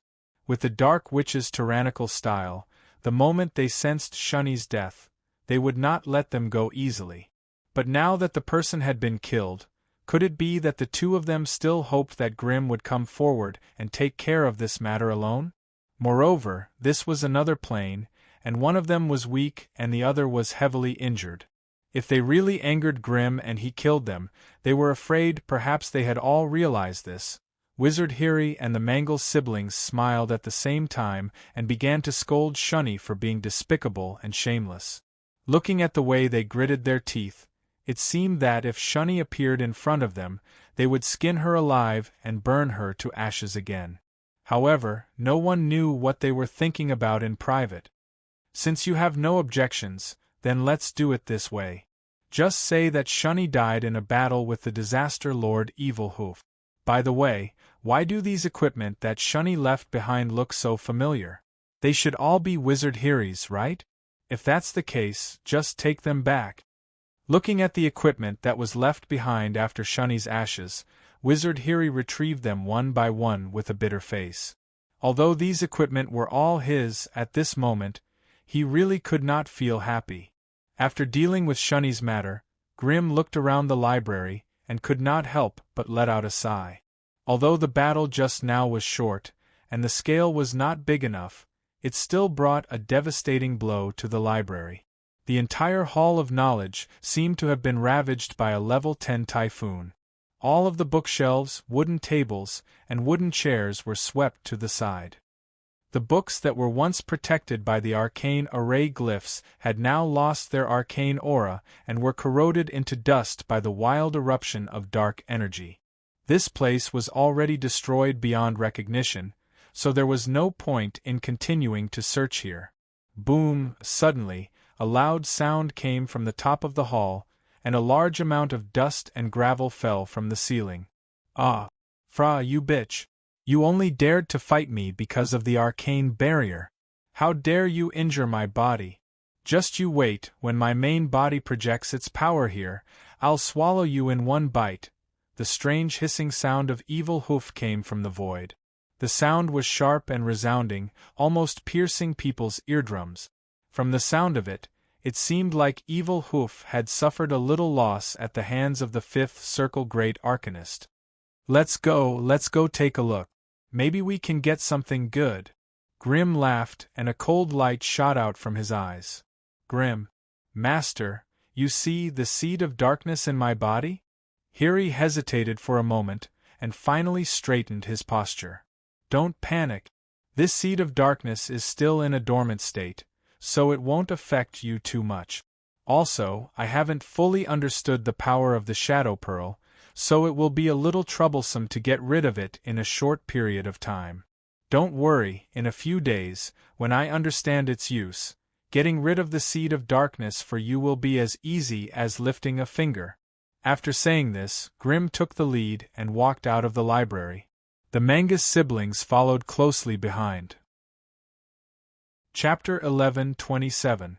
The battle in the sky was a chaotic mess. Overall, most of the battle was between the Arcana Masters and the invaders from another world. However, how many of the invaders who were able to set foot on this alternate plane battlefield were good people? Therefore, when any invader became weak for some reason, they would become the best prey in the eyes of the other invaders around them. Therefore, every otherworldly invader was fighting ferociously and secretly eyeing the other battlefields around them. The moment an invader made a mistake and fell into the Arcanist's bombardment, it would attract countless blood hunters. The resulting battle was even crazier and more violent than the previous ones.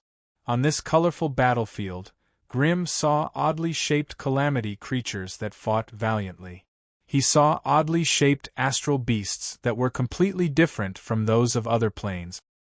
He saw believers from the world of gods, sinister liches from the great alliance of liches, elemental lords from the elemental plane, merfolk, subterranean beings, alchemists, and these invaders that came from all directions summoned wild beasts, ferocious monsters, alchemical creatures, magical creatures, or elemental creatures during the battle. Otherworld creatures of various shapes and races could be seen everywhere on the slowly descending floating city. They belonged to different factions and were fighting fiercely together. It was already difficult to tell which of the otherworld elites summoned them. Lich Kongnas opened a necromancy tunnel and summoned an army of undead from his skeletal plane. The arrogant elemental lords were not to be outdone either. They opened elemental doors and swarms of elemental beings rushed out with these two otherworld bigwigs joking around. The other otherworld experts could only take a detour no matter how much they coveted them. If they were surrounded by the enemy, they would lose a layer of skin even if they didn't die. Meanwhile, even more otherworldly experts were mixed in this chaotic battlefield, searching for delicious prey everywhere. Grimm and the other two were one of them. The floating city. Above the ruins of the arcane palace. It had become the main battlefield. Siehuf and a green-robed woman with a golden ring on her head were locked in a standoff. This place used to be the magnificent Arcana Palace and the absolute core of this floating city. Unfortunately, the shock waves from the battle between the two powerhouses had completely destroyed the place.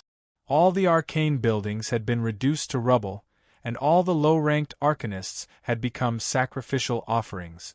The only things left were 4 strange stone pillars that were 30 meters tall and 2 meters thick. They were arranged in a square at the 4 corners of an arcane altar, forming a translucent elemental barrier that sealed off the entire altar. No matter how intense the shock waves from the battle were, they could not affect the altar at all. On the altar, a strange rune glowing with a bright yellow light rotated slowly. The elemental rhythms on the rune were clear and discernible, as if they were resonating with each other somewhere far away. Siehuf and Siehuf stood firmly on the ground, his 4 limbs locked firmly into the ground like 4 stone pillars, continuously extracting earth elemental energy from the ground. Outside the altar, a giant earth ball with a diameter of 10 meters covered him, blocking all the attacks from the other side. The earth ball could be replaced as it was broken. With the support of Siehuf's powerful earth elemental energy, there was no need to worry about it being broken. While defending, Siehuf also summoned thick earth elemental spears, shooting them at the green-robed woman who was standing proudly on the altar. As soon as the earth elemental spears touched the elemental barrier around the altar, they turned into a rain of pebbles and smashed against the opposite side, producing earth-shattering noises. Every round of attack from the evil hoof was earth-shattering. It would set off a huge pillar of yellow dust and create ripples on the elemental barrier. The green-robed woman was not to be outdone. 2 arcane crystals the size of half a person floated around her. With a light stroke of her finger, the arcane crystal shot out dazzling, violent lightning, smashing the earth ball around the evil hoof into pieces. Dirt and grass flew everywhere. A large piece of charred skin could be vaguely seen on the back of Siehuf's neck, as if he had been injured by his opponent. Grimm stopped in the distance with Hiri and Mungus, observing the battlefield from afar. Although they were also at the 4th grade, and the 2 terrifying fellows on the main battlefield were also using the power of the 4th grade, they still had to compare themselves to each other. The 2 sides were obviously not on the same level. Through Grimm's elemental vision, the energy intensity of the main battlefield had reached 2000 degrees. Moreover, this was only the energy reaction caused by the shock waves emitted by the opponent. If he were to directly measure the power of the 2 combatants, he would find that each of their attacks had an energy level of more than 5000 degrees. 5000 degrees. If this kind of attack had landed on any one of Grimm's trio, they would have been instantly killed. After watching the battle from the side, Grimm could not help but sigh at how simple a battle between super-level combatants was. The attacks of both sides were so simple and direct. He had never seen any flashy large-scale spells before. Siehuf used the earth ball to defend himself and the earth spear to attack. Although the attacks were powerful, the patterns were rather monotonous. On the other hand, the green-robed woman with 2 arcane crystals floating around her repeatedly tested out various elemental attacks. Finally, she chose an arcane spell that was the most lethal to Siehuf, and began to bombard it with attacks. It was not that the two of them did not have more flashy large-scale offensive spells, but they knew that an overly scattered attack would not pose a threat to the opponent at all. Only an extremely concentrated attack could really cause some damage to the opponent. Therefore, the methods they chose to attack and defend were rather simple and direct. However, the intensity of the energy in them was obviously terrifyingly high. Combat techniques, killing techniques, casting techniques. These were popular and highly respected combat elements among the middle and low-level professions, but they were completely crushed by the terrifying spells of the super-level combatants. It didn't matter what kind of fighting style one had or what kind of fighting style one had. Just a small flame with an energy intensity of 5,000 degrees would be enough to make one suffer the consequences. Using movement techniques to dodge the opponent's attacks, or using high agility to find an opening to attack. It was important to note that among so many otherworldly experts present, it was rare to find someone who was close to their level in terms of physical attribute. It was impossible to surpass them and gain a slight advantage on the battlefield. If Grimm recklessly joined the battle of the super level, even his survival would be a huge problem. How could he force the opponent to reveal an opening and gain an opportunity to win? The green-robed woman was obviously the fifth-ring great arcanist who controlled the floating city. It was not surprising that she was so powerful. The other lesser lord of disaster, Siehuf, had not been this powerful when he fought against Grimm and the others. Now, however, he had become so frighteningly powerful that he was even able to face off against a fifth-ring arcana master head-on. Grimm could clearly sense a different energy aura from his body. It seemed that the grade 6 Lord of Extreme Night behind Siehuf had sent a portion of his energy over. Otherwise, Siehuf would not have become so powerful. Level 6 was still level 6 after all. Even after its consciousness covered the evil Hoof's consciousness, it was still using this body and controlling the earth element, but it could increase its combat power by several times, demonstrating a brand new fighting philosophy. Perhaps this was what made the transcendent experts so powerful. Grimm and the other two concealed their auras as they secretly watched the battle between the transcendent experts. There were a few other powerful soul presences hiding on the outskirts of the super battlefield, as if they were peeking at the main battlefield just like they were. On the other side of the battlefield, a group of believers were fighting against Lich Kongnas. The battle was also in full swing, and the shockwaves were unceasing. Through the energy aura coming from the battlefield, Grimm could faintly sense the strange undulations that only a divine weapon could have. Divine weapons were actually grade 5 items or magical weapons. The Shadow Pearl in Grimm's hand could also be considered a support-type divine weapon. As the new leader of the Witches of Destiny, Alice had even more divine weapons in her hands. The Scepter of Prophecy was broken and sealed, so it could be considered a demi-divine weapon. Apart from that, Alice also had the Cards of Destiny, the Hourglass of Time, the Witch Mask, and the Mercury Belt. Each of them was a powerful divine weapon, and they were the exclusive equipment of the Witches of Destiny.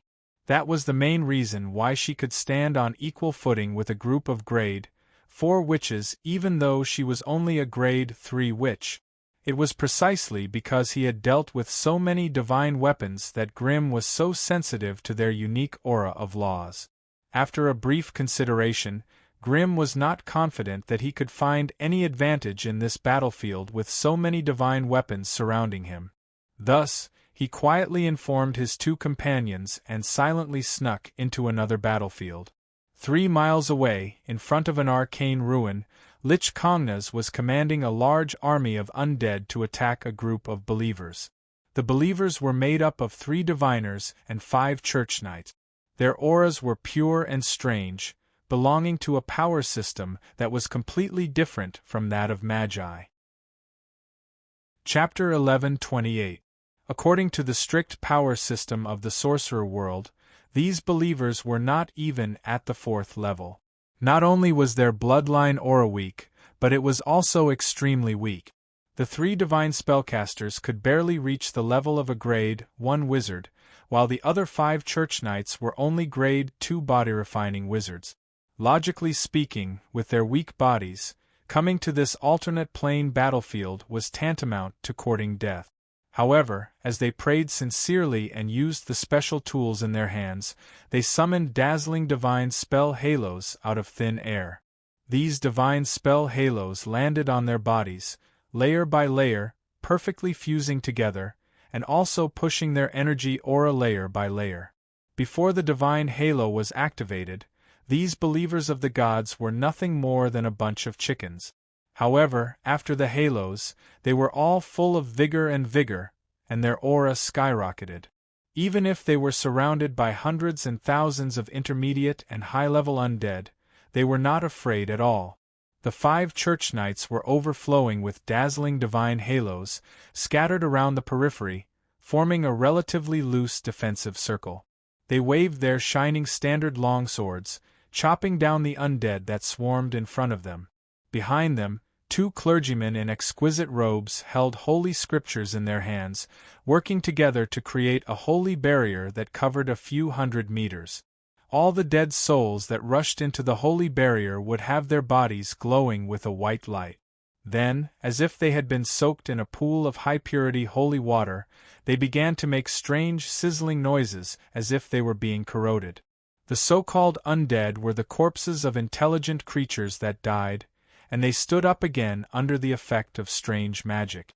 Most of them had lost their intelligence, and only a bit of killing instinct remained, under the control of evil spellcasters.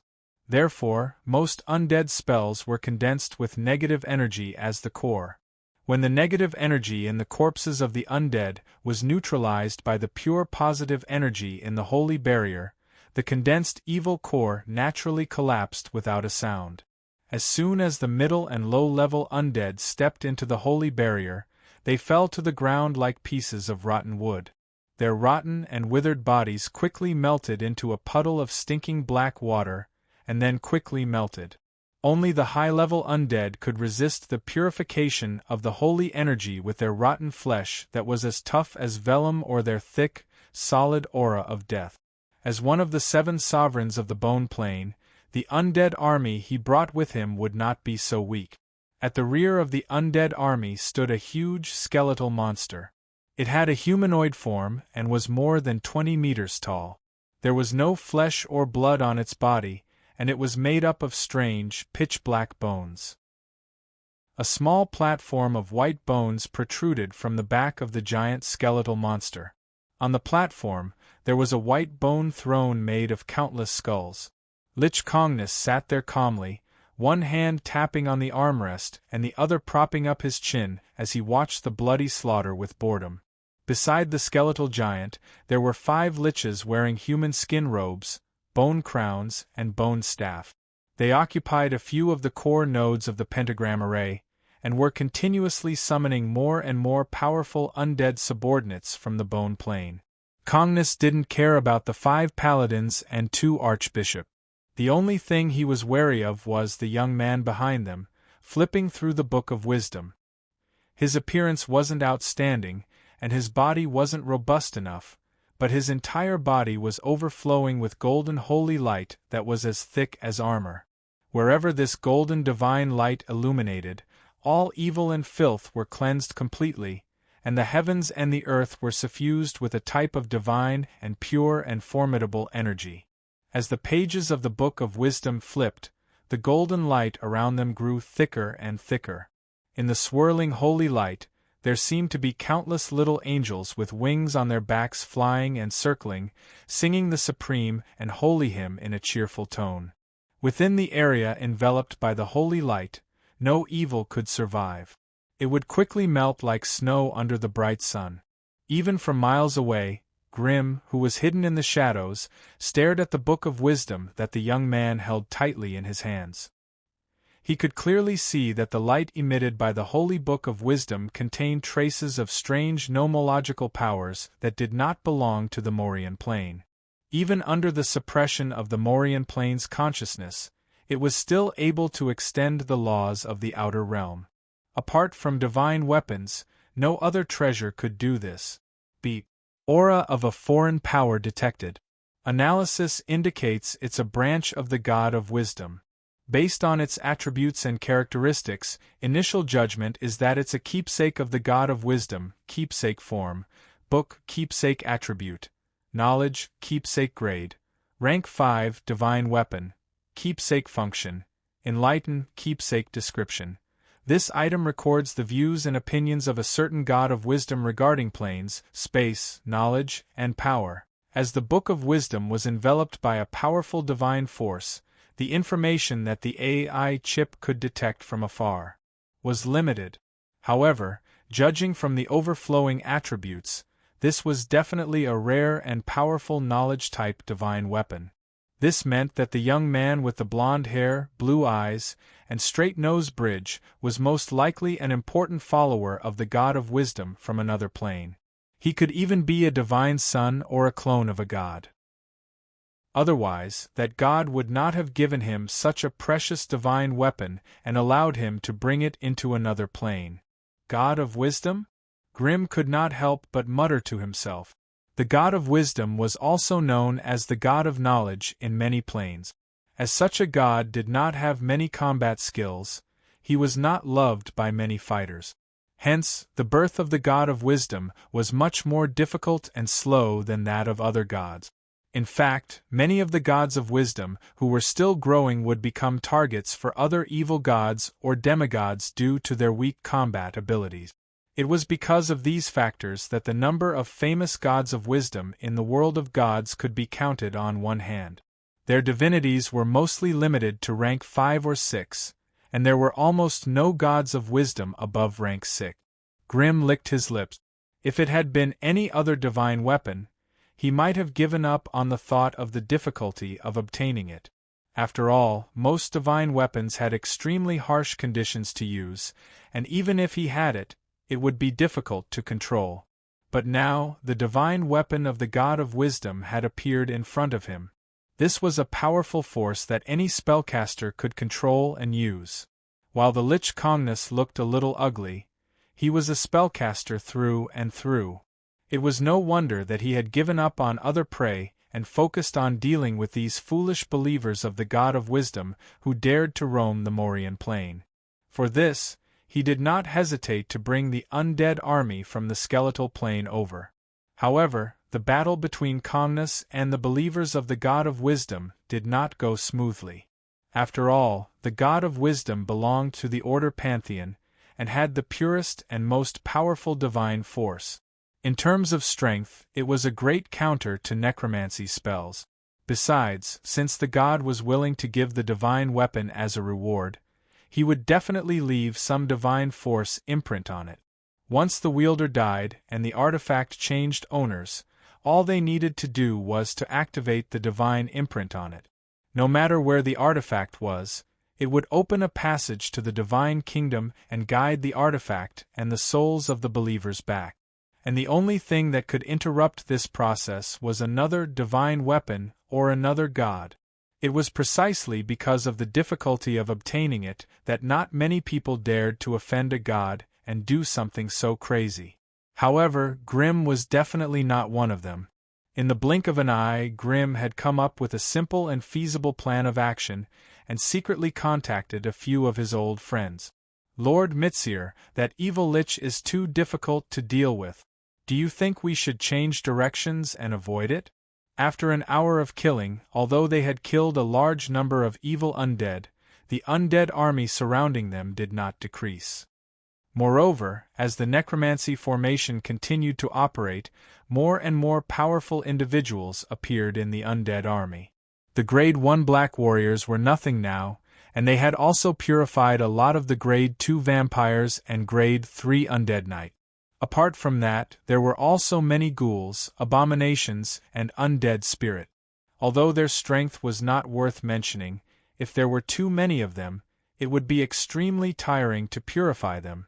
Hence, seeing that the undead around them were still dense and their numbers did not decrease, Antonio, one of the two archbishops protecting Mitzir, could not help but speak up. The young man who had been silently flipping through the holy book of wisdom finally raised his head. Everyone is tired? Then let's change directions. But be careful, that lich will not let us go so easily. Also, the holy book just reminded me that there's a new enemy targeting us. I'm afraid there will be more changes soon. This young man called Mitzir had a head full of curly blonde hair. His green eyes flickered with calmness and wisdom. Although he was heavily surrounded, there was no fear on his face, not even a hint of worry. A new enemy? Sir, did the holy book specify who the other enemy is? The other archbishop, Rizzo, could not help but interrupt. The young man smiled. As you all know, in this Morian plane that is ruled by the Arcanists, it is difficult for Father's divine power to be transmitted here. So, the holy book can only vaguely warn me that there's a new enemy, but it can't give me more specific and detailed information. Haha, if the holy book can really do that, then Father will have to change his profession to the god of prophecy. The two old and wise archbishops did not find the young man's joke funny at all. Instead, they warned him, "Sir, you can't make jokes like this anymore.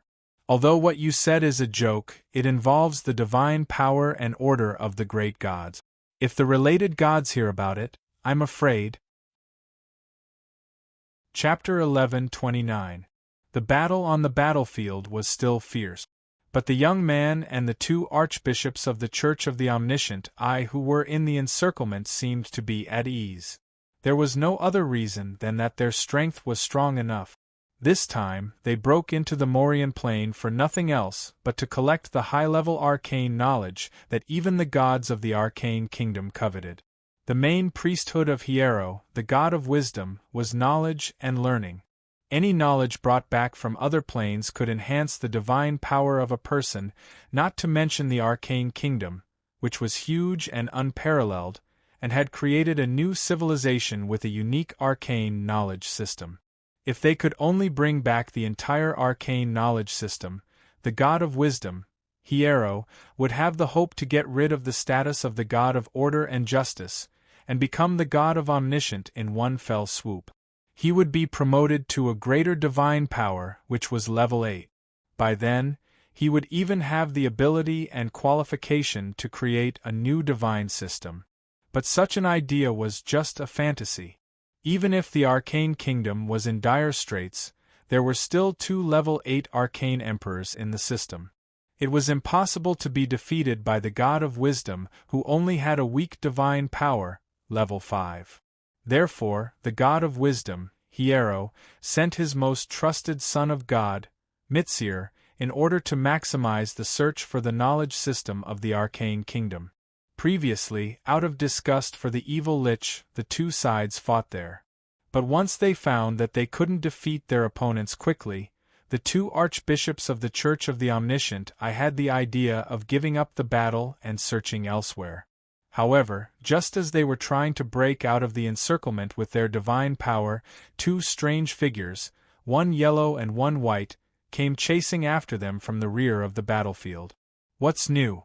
The team of the Church of the Omniscient hurriedly stopped and silently looked at the 2 new guys who had appeared. The 2 people who came weren't in the same group, but they were enemies. On one side was an evil wizard wearing a yellow soft armor with 2 strange heads of a man and a woman. The other one was a holy knight with a muscular body, wearing a mysterious armor that was covered in strange runes and wielding a holy greatsword.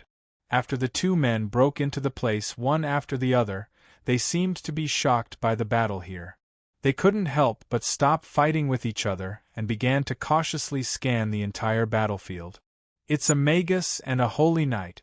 They have different ideologies, different attributes of power, and different factions. It's no wonder they got into a fight.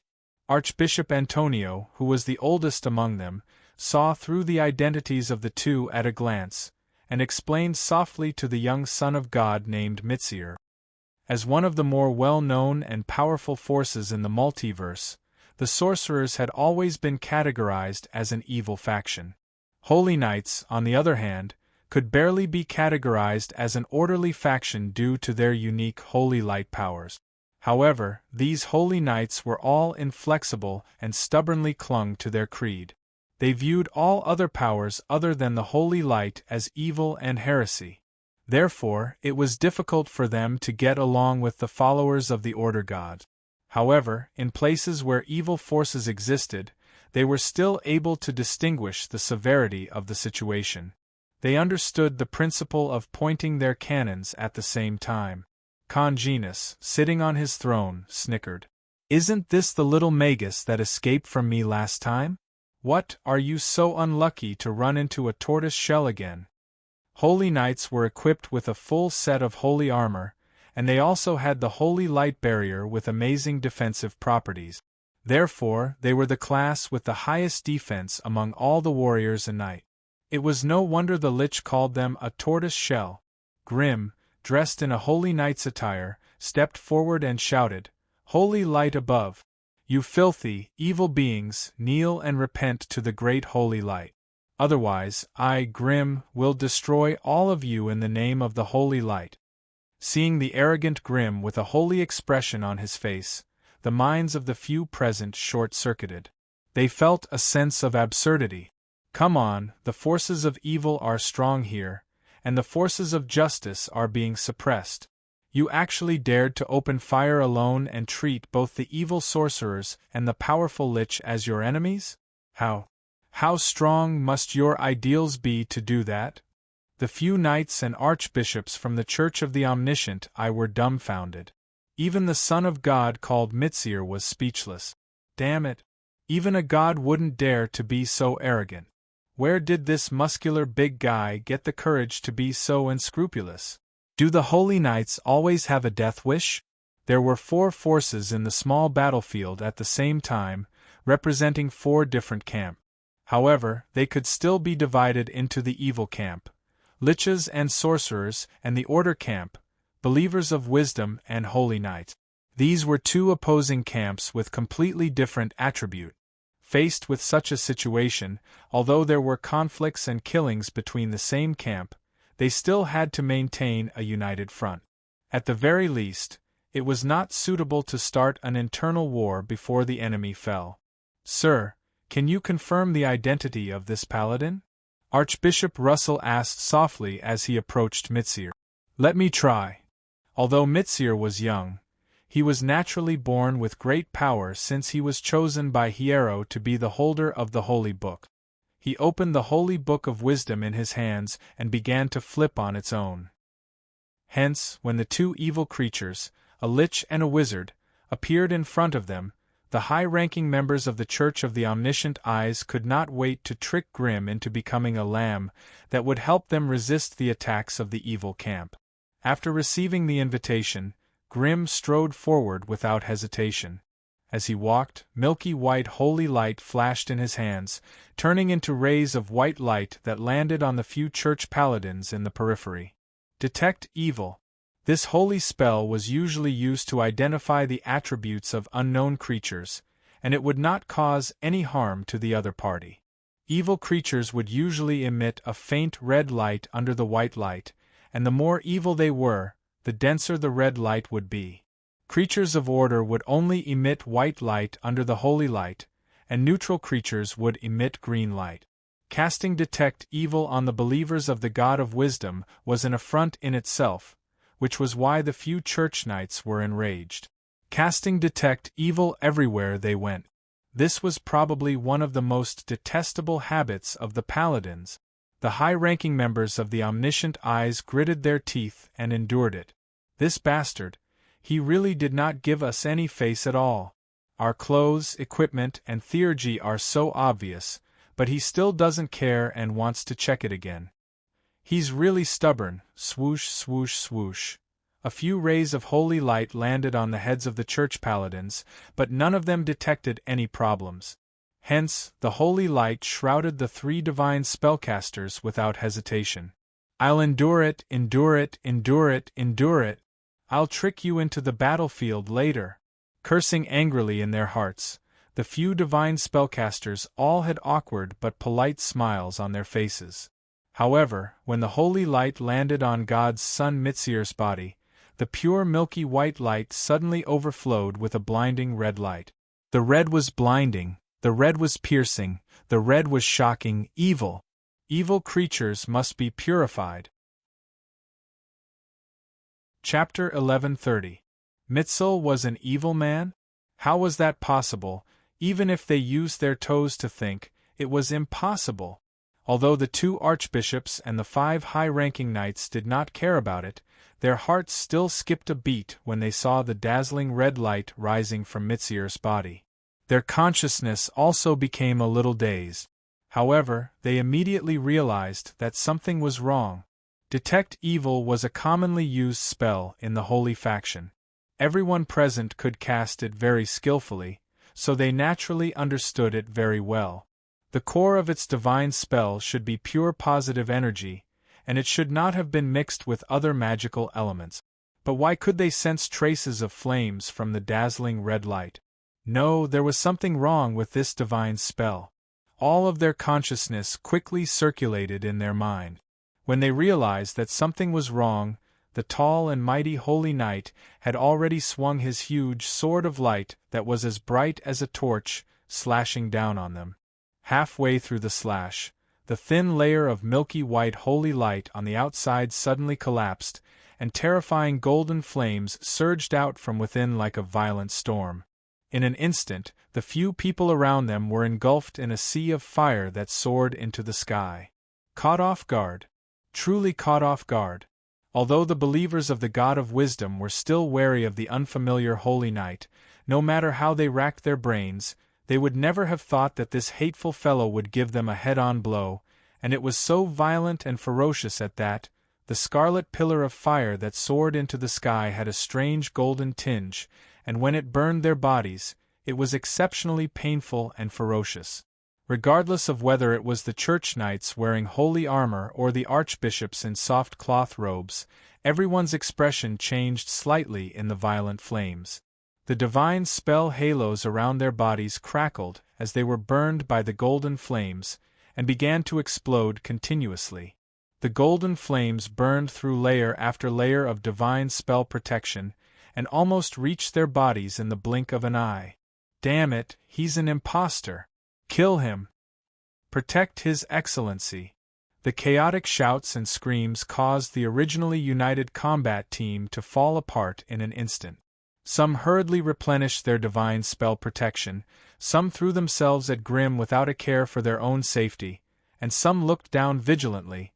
The few church knights present were no weaker than grade 4 under the effects of the divine halos, and Grimm had no interest in testing the sharpness of the enemy's swords with his own body. Thus, after using a flaming storm to disrupt the enemy's formation, he stomped on the ground, and a terrifying volcano of doomsday erupted beneath his feet. The ground suddenly cracked under the impact of the incomparably violent flame power. Along with a series of loud rumbling noises, the ground swelled up into a volcanic cone. From the crack, a steady stream of crimson lava and terrifying, bone-piercing flames gushed out endlessly. A few church knights who had just reached Grimm's side were instantly blown off the ground by the shock waves and flames, and the divine spell protection around their bodies was scorched red, almost melting. Even through the remaining divine spell protection, the holy armor on their bodies began to burn. Their exposed hair was instantly burned away, and even their skin started to crack. Since these holy knights were chosen to protect the God's child, they were naturally not ordinary people. Even though they were blown into the air by the pillar of flames, and their bodies were burning hot, as if they would be engulfed in the next moment, they still calmly chanted pious prayers. Divine protection! Valiant! Exhilarating! With a loud roar, divine halos burst out from their bodies, once again forcing the terrifying flames to the periphery and protecting themselves. However, no matter how brave and fearless they were, they could not help but be blown into the sky, and were swept away by the violent flames and scarlet lava in all directions. And naturally, the formation they had formed was broken without them even having to attack.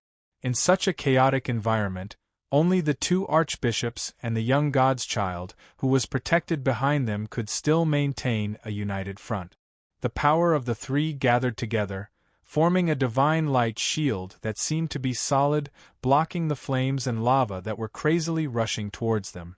Although the three of them were washed away, they were not torn apart by the power of the flames like the holy knights. The young God's child hid in the light barrier and stared at Grimm, who had turned into a tall, flaming humanoid figure. The pages of the Book of Wisdom in his hand were flipping rapidly according to his will and finally stopped at a certain page. Sword of Holy Judgment. As the Divine Son's deep voice that was filled with rage and embarrassment rang out, a mysterious light sword condensed with dense divine power aura quickly took shape in front of him. As soon as the God's child's voice fell, the mysterious light sword suddenly exploded with a strong light that streaked across hundreds of meters in an instant. It pierced through Grimm's flaming body and sank into the ground behind him. Grimm's eyes narrowed, and he raised his head to look at the small hole in the flame shield in front of him.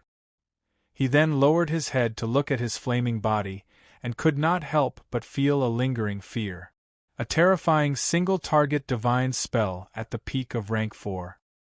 The power of the attack was condensed and concentrated, with a strength of 6,000 degrees. If not for this level of attack, it would not have been able to break through Grimm's 7 layers of flame defense in one go and drill a large hole in his body. If not for the AI chip's prompt to move his body slightly to the left, the Sword of Holy Judgment would have probably shattered his Heart of Laws, causing his strength to fall back to rank 3. In the turbulent and ever-changing battlefield of another plane, if this were to happen, Grimm would probably meet a tragic end. Without much time to think, Grimm suddenly exploded into flames that filled the sky, dodging the 2 powerful attacks that followed. After the 2 archbishops stabilized their defenses, they began to counterattack Grimm. However, they had used their own strength to activate powerful divine spells, while the God's Child had used the Book of Wisdom to activate his divine spells. Their casting speed and attack power were naturally incomparable. Divine Judgment. Seal of Wisdom. They were both single-target Tier 4 divine spells. One had an attack power of 2,100 points, while the other had an attack power of 1,700 points. If they landed, the stacking of holy damage would be enough to make Grimm suffer for a long time. Seeing Grimm dodge the first round of attacks with Flaming Leap, the 2 archbishops were not discouraged. They did not stop chanting praises for the God of Wisdom, and quickly prepared the second round of divine spells. However, at that moment, a terrifying attack from afar arrived. Death Hymn, Whirlwind, Spirit Blast. The first one was from the terrifying Lich Tsongonus, while the other 2 were from the Mangel's siblings. The 3 standard grade 4 spells broke through the divine light shield and exploded into a violent elemental storm in the middle of the omniscient eyes higher-ups. Konganus's attack contained a frenzied shockwave of death energy. Every time it came into contact with the aura of a living being, a sinister skull would form above its head, shattering into a sky full of ghostly aura that rushed into the target's body. Those who were attacked would feel their life force draining out of their body, losing more than half of it. Although this kind of attack was deadly, it also greatly depleted their ability to continue fighting. Even the faces of the 2 archbishops turned pale at the same time that their vitality was decreasing rapidly. The ghost face did not let the God's Child go. However, just as the ghostly aura rushed into his body, the Book of Wisdom in his hand suddenly shone brightly. A golden holy vortex suddenly appeared in the air above the book, dragging the ghostly aura out of its body and absorbing it. The moment the golden vortex disappeared, the God's Child Mitsir raised his head. His face was pale as he looked at Tsongonus with an unconcealable rage. His pale face was not because he was hurt, but because he was shocked by the Lich's attack. At their level, they all had strange methods that outsiders could not understand. They could cause real and terrifying damage to their opponent. If they were not careful, they could fall to the other party. Mitsir's Blade of Holy Judgment and Calmness's Death Hymn were both high-ranked spells of the same level. However, Mitsir had to rely on the Tome of Wisdom in his hands to do so. Lich Tsongonis, on the other hand, relied on his superior spellcasting skills and powerful death energy to do so. While the two seemed to be evenly matched, there was still a clear difference in strength. With a loud bang, Grimm's figure appeared somewhere 1,000 meters away. The huge hole in the chest of the body of flame that had reformed was still there. Furthermore, the terrifying divine power at the edge of the hole was still corroding his body. The Sword of Holy Judgment was not Mitsir's own power. Instead, it was a powerful divine spell stored in the Book of Wisdom.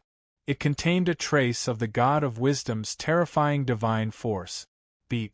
Detected the presence of a high-ranked energy remnant. It is currently invading the host body. This energy is highly contagious and infectious. Host is advised to expel it as soon as possible. How do I expel it? Chapter 1131. Each of the three methods had their own pros and cons. In a split second, Grimm chose the first method. He still had a use for the Shadow Pearl and couldn't reveal it for the time being. He couldn't afford to lose 13 minutes of power in a battle like this. That was why he could only choose the first method, losing 7% of his flame power. While it was hard to bear, it was still acceptable under the current circumstances.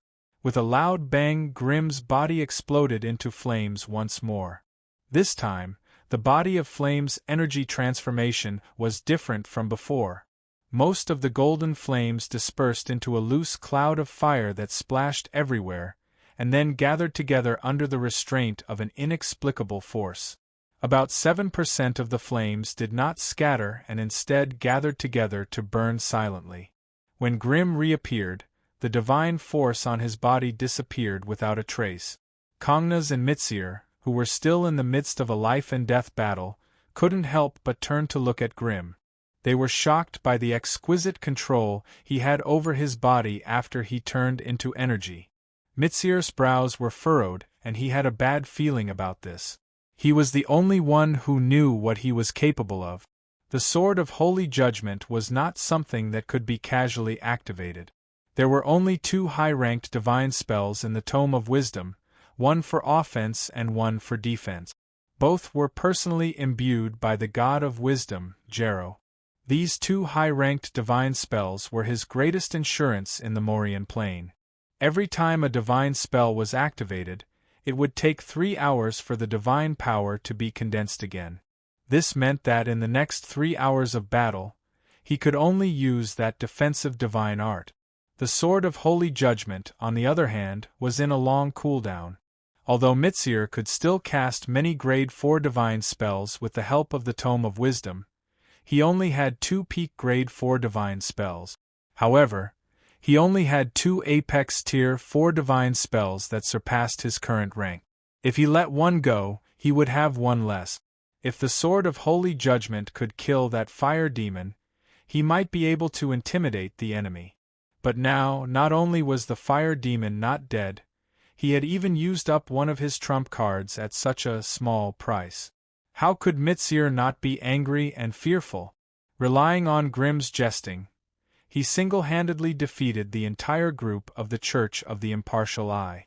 Under Kongnas's command, a large number of high-ranked necromancers swooped down and blocked the 5 knights outside the battlefield. Kongnas, on the other hand, was surrounded by a group of undead guards to stop the 3 divine spell users who were trying to escape. A true battle of the Fourth Order had begun. Divine spells filled the air and the aura of death rolled. The battle that erupted from both sides filled the battlefield with violent and disorderly energy ripples. Wherever the ripples went, all those who did not have enough magic resistance and defense were corroded and disintegrated in the energy vortexes, turning into piles of scattered bones that rained down from the sky. Mangles and his sister had just unleashed 2 rounds of witchcraft at God's son Mitsir, who was in the battlefield, when they were surrounded by 3 to 5 ferocious undead spirits from all directions. They seemed to be monitoring them. Grim snorted, and with a flame leap, he appeared beside the Mangles' siblings. His body rapidly expanded, and he once again transformed into the 10-meter-tall flame giant. At his call, an astral construct that was 5 meters tall rapidly flew over from the distance and crashed into the ground with a thud, sending the undead around it along with tons of soil flying 100 meters away. The appearance of the 3 Tier 4 sorcerers instantly shocked both sides of the battlefield. Grim had secretly sent a voice transmission to the Lich to coordinate the joint attack on the Believers of Wisdom.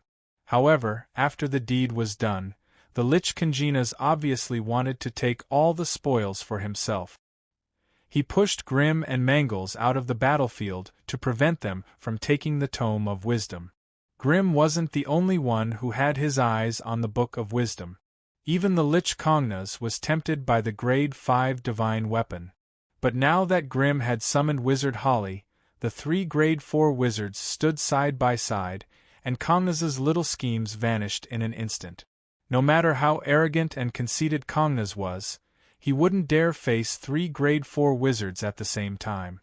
Moreover, the 3 of them had obviously formed a group, attacking and retreating together.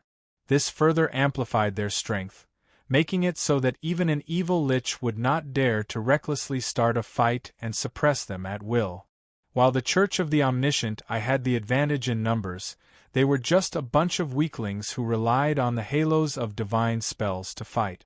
While their physique was 100 times stronger than a normal human's, it was still nothing in the eyes of a Grade 4 evil lich. If the lich could strip them of the halos of divine spells, killing them would be as easy as slaughtering chickens. That confidence was the reason Congenas gave up on the undead army and held off the knights of the church, while he focused on the divine child. As for the other 2 archbishops, if not for the Book of Wisdom, Congenas would have taken their attacks head-on and turned them into piles of bones with an instant death spell. A Grade 4 lich's magic resistance wasn't something ordinary spells or divine spells could affect. Now that Grim had revealed his true strength, Congenas was forced to accept the fact that the 3 wizards were a force he couldn't afford to ignore. The existence of such a force could turn the tide of the battle. Magus, is our agreement still in effect? I will do my best to buy you some time. After saying that, Antonio gave up on the meaningless resistance. He raised his hands in front of his chest with his palms facing upwards. Piously, he chanted a strange and mysterious hymn in a language that Grim and the others couldn't understand. The moment the hymn started, the few Grade 4 wizards on the battlefield could not help but relax, and their minds became a little dazed. Their attacks gradually stopped, and their faces were intoxicated by the melodious and low hymn, as if they had completely forgotten everything on the battlefield. Antonio, who was chanting the hymn, was bleeding from his nose and mouth, and even 2 streams of purplish-black blood flowed down from his eye sockets. But even so, he didn't stop chanting. Instead, he praised devoutly in an unusually tragic and stirring manner. As for Mitsir, he turned around the moment the hymn started, and flew into the distance without looking back. He had no intention of helping Antonio attack the enemy. It couldn't be helped. The god's praise was just a way to drag the enemy down with him. Once he attacked any of the enemies, they would be freed from the spiritual illusion, and Antonio's sacrifice would be meaningless. After Mitsir flew 1,000 meters away, Congenas's body glowed with light, and his spiritual waves broke free from the illusion. He was a lich, after all, and his magic resistance was much higher than the Magi, so it wasn't difficult to break free. Congenas looked at the fleeing Mitsir and the 3 Magi who were still in a daze, but their defenses were still intact. He made up his mind and chased after the divine child in a flash. Chapter 1132. Thanks to the AI chip, it was impossible for Grim to be bewitched. That was why he had been observing the lich's every move. If the Lich decided to give up on the divine child and focus his attacks on the Magi instead, Grimm didn't mind launching a sneak attack. Since the Lich was going after the divine child, there was no need for Grimm to keep up his act. He threw a lava fireball at Antonio and leapt into the air without hesitation, chasing after the divine child. The explosive force of the lava fireball was clearly not enough to kill an archbishop with the all-seeing eye, but the explosion of the flame shockwave blasted Antonio's mouth and nose into a bloody mess. It also made the absent-minded Harry and Mangles open their eyes at the same time. With the two of them dealing with the aftermath, Antonio and the other knights wouldn't be able to escape. At the end of the day, the worshippers were mortals who relied on their divine halos to unleash such power. With their divine force depleted, the two grade 4 Magi were enough to keep them here forever. Grimm shuttled back and forth in the air. In order to avoid alerting the Lich in front of him, he did not choose to use the mighty flame leap. Instead, he wrapped his body in golden flames and hid his figure, flying silently in the sky. In half an hour at most, the floating city would crash into the continent below them. By then, everything on the floating city would be destroyed in the violent impact. There wasn't much time left for Grimm and the others. The Son of God called Mizir was flying in the sky at high speed. Due to his extreme speed, the divine barrier wrapped around his body even created dazzling sparks as it collided with the air and scattered energy ripples. The Lich, Kongnus, turned into a cloud of smoke and chased after him. Two meteors, one white and one gray, streaked across the sky at lightning speed, and their chase and escape naturally attracted the attention of other predators. Caw caw, along with an ear-piercing roar of a strange beast, two strange-looking fellows riding ferocious-looking double-headed falcons slowly rose from below. They charged at Mitchell, the god's son, and let out a shrill laugh. Judging from their appearance, they had humanoid bodies and wore long gray robes. Their exposed faces had large mouths and fleshy tentacle-like noses. They also had ears, but strangely, they had no eyes. Underground people. It was unknown which plane these two underground people came from. They suddenly intercepted him, perhaps with the intention of taking advantage of him, but it was obvious that they had kicked an iron plate. Mizir, who was already fuming with anger from being chased by the Lich, unfolded the holy grimoire of wisdom without hesitation. As the pages flipped, two resplendent radiant spears shot out. Before the two underground natives finished their sentence, their force field, their bodies, and the double-headed eagle below them had been pierced by the spear of brilliance. They screamed miserably and fell from the sky. The wisdom grimoire in Mizir's hands had given him too much power. Although both of them were grade 4, the two earthlings were instantly knocked out of the sky without being able to withstand a single blow. Because of that short pause, Lich Kongnus quickly caught up. He snickered and shot hundreds of bone arrows at Mizir. While Mizir could easily deal with the two underground natives, there was nothing he could do against the ferocious Lich that was immune to low to mid-tier spells. Seeing the hundreds of bone arrows about to hit him, Mizir could only scream and quickly infuse the divine power in his body into the wisdom grimoire in his hands. It formed a thin but sturdy divine barrier that withstood the ferocious attack. Taking advantage of the distraction, Lich Kongnus blocked Mizir's path and pressed forward with a sneer. "Kongnus, don't push me too far. If Father finds out it was you who killed me, he'll bring his men to destroy your bonehead plane." Mizir seemed to know a lot about the Lich and threatened him the moment he saw him blocking the way. However, no matter how one looked at it, his threat sounded fierce in appearance. "Kakik, as long as I leave your soul behind and kill all the people you've brought with you, how will your loving father find me? Don't forget, this is the Morian plane. With so many supra beings fighting here, the lines of fate here have long been messed up. Even if your father has the divinity of prophecy, a greater divine power, he won't be able to divine anything. From what I know, your father Jero doesn't have the divinity of prophecy. Don't even think about obtaining the wisdom grimoire. Hearing this, Mitsir's expression became even more terrified. Godfather has already left a divine force imprint on it. It's impossible for you to leave it. Anyone who touches the holy book of wisdom will be sensed by Godfather, and he'll hunt you down to your death. That's a pity. Looks like I'll have to harvest your soul. Kakik, the soul of a grade 4 divinity isn't too bad either. Evil liches were naturally adept at toying with souls. Their favorite activity was to infuse powerful souls into broken ghost lanterns, crying thrones, screaming crystals, and other demonic items. Then, they would use thousands of years to slowly torture or mend their prey. The heart-wrenching screams of the pitiful souls and their incessant cries and pleas might be torture and noise to other people, but to these liches who were born evil, it was the most beautiful and pleasant music in the world. That was why dying at the hands of a lich was not the end of their life. Instead, it was the beginning of an even longer and more painful torment for their souls. Even though Mitsir wasn't any weaker than Lich Kongnas in terms of combat ability, he felt a strange sense of fear the moment his gaze met Kongna's cold and sinister soulfire. Aura of fear. That was also a natural biomagnetic field that all evil beings had. It could throw anyone who saw or sensed their biomagnetic field into a state of confusion, causing them to instinctively want to escape. Logically speaking, given Mitsir's rank, he shouldn't have been affected by the aura of a lich of the same rank.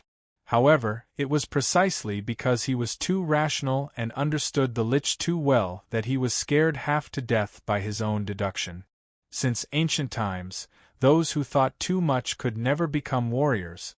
They never understood the thrill of hot-blooded battle, nor did they believe in miracles. They only believed in theories and results that they deduced from data and knowledge. Hence, he deduced that he was no match for the lich. Mitsir was so frightened that he completely gave up on the battle, and only focused on escaping from this inevitable defeat. There was already a huge difference in combat ability between him and Konginas. Coupled with the influence of fear, the battle only grew more and more unsightly. A few grade 4 divine spells smashed against Konginas's white skeleton, but they didn't leave a single mark. Mitsir gave up on attacking and used all his divine spells to buff his defense and escape. That way, Konginas's attacks became even more fluid and ferocious. Had it not been for the Tome of Wisdom, Konginas would have taken Mitsir down long ago. It was a pity that the grade 5 divine weapon lived up to its name. It helped Mitsir withstand the lich's ferocious attacks and neutralized wave after wave of fatal attacks. Even so, Mitsir's nose and mouth were bleeding from the instant death spells and his life force was draining rapidly. Awkward. Very awkward. Konginas awkwardly realized that even if he used up all his mana and cast all his spells, he would only be able to beat Mitsir half to death at best. If he didn't try to seal the Tome of Wisdom, the chances of him killing Mitsir would be infinitely close to zero. He was a Tier 4 being with a Tier 5 divine weapon, after all.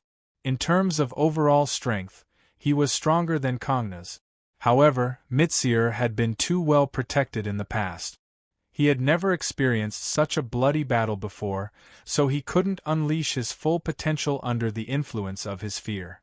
If he had come to his senses in time and fought Kongnas head-on, the lich might have been forced to retreat and seek out easier prey instead, considering the possibility of both of them being heavily injured. Unfortunately, Mitsir's overly rational and superstitious beliefs made him choose a seemingly safer fighting style, but one that was filled with uncertainties. Mitsir didn't know that the lich was quietly bargaining with another guy while fighting him. "Help me take down this bastard. I only want the Tome of Wisdom. Everything else is yours. Hee, Mr. Konginas, you know I'm just a fire shaman. What use do I have for his body and soul? You don't want me to change professions and become a necromancer, do you? What do you want? Why don't I compensate you with a large amount of resources? They're all top-quality items from the Arcane Empire. Aren't they what you're here for? Why don't we do it the other way round? I'll compensate you with some resources, and you'll give me the Wisdom Bible? Kakik. Kid, don't be too greedy. That's a grade 5 divine weapon we're talking about. Are you sure you can seal it? If anything goes wrong, that Jero will definitely take it back. You don't have to worry about whether I can tame it or not. Just give me a chance. I'll only try once. If I don't succeed, I'll give up everything here and leave it all to you. Congenus was tempted by the offer and quickly began to think. All right, I accept your conditions. Help me take down Mitsir. Chapter 1133. Just what level had his strength reached? That was the question Grimm had for a long time. He had never shown his true strength to the enemies he faced in the past, be it through strategies, compromises, or avoiding the strong to attack the weak. Moreover, his strength had always been in a state of dynamic change and crazy improvement. If one wanted to accurately evaluate and measure his true combat strength, they obviously still lacked some quality benchmark. Today, this god's son, Mitsir, had become Grimm's whetstone to test his strength. When the Lich agreed to cooperate reached Grimm's mind, he did not hesitate to unleash his most violent and ferocious attack. Suddenly, countless dark red dots appeared on the battlefield, and a steady stream of terrifying flame energy gushed out from them. The flame energy did not dissipate. Instead, it frantically gathered together and condensed into a terrifying flame giant that was more than 10 meters tall. Regarding the issue of body enlargement, in fact, every high-level creature could achieve it through the infusion of energy. However, without the support of a powerful and endless stream of energy, such a transformation would only waste their strength and weaken their defenses. It would not bring much benefit to their combat ability. That was why all high-grade beings would choose a body of suitable size to carry their will. Such a body could not only maintain a dynamic energy balance, but could also maximize one's combat strength.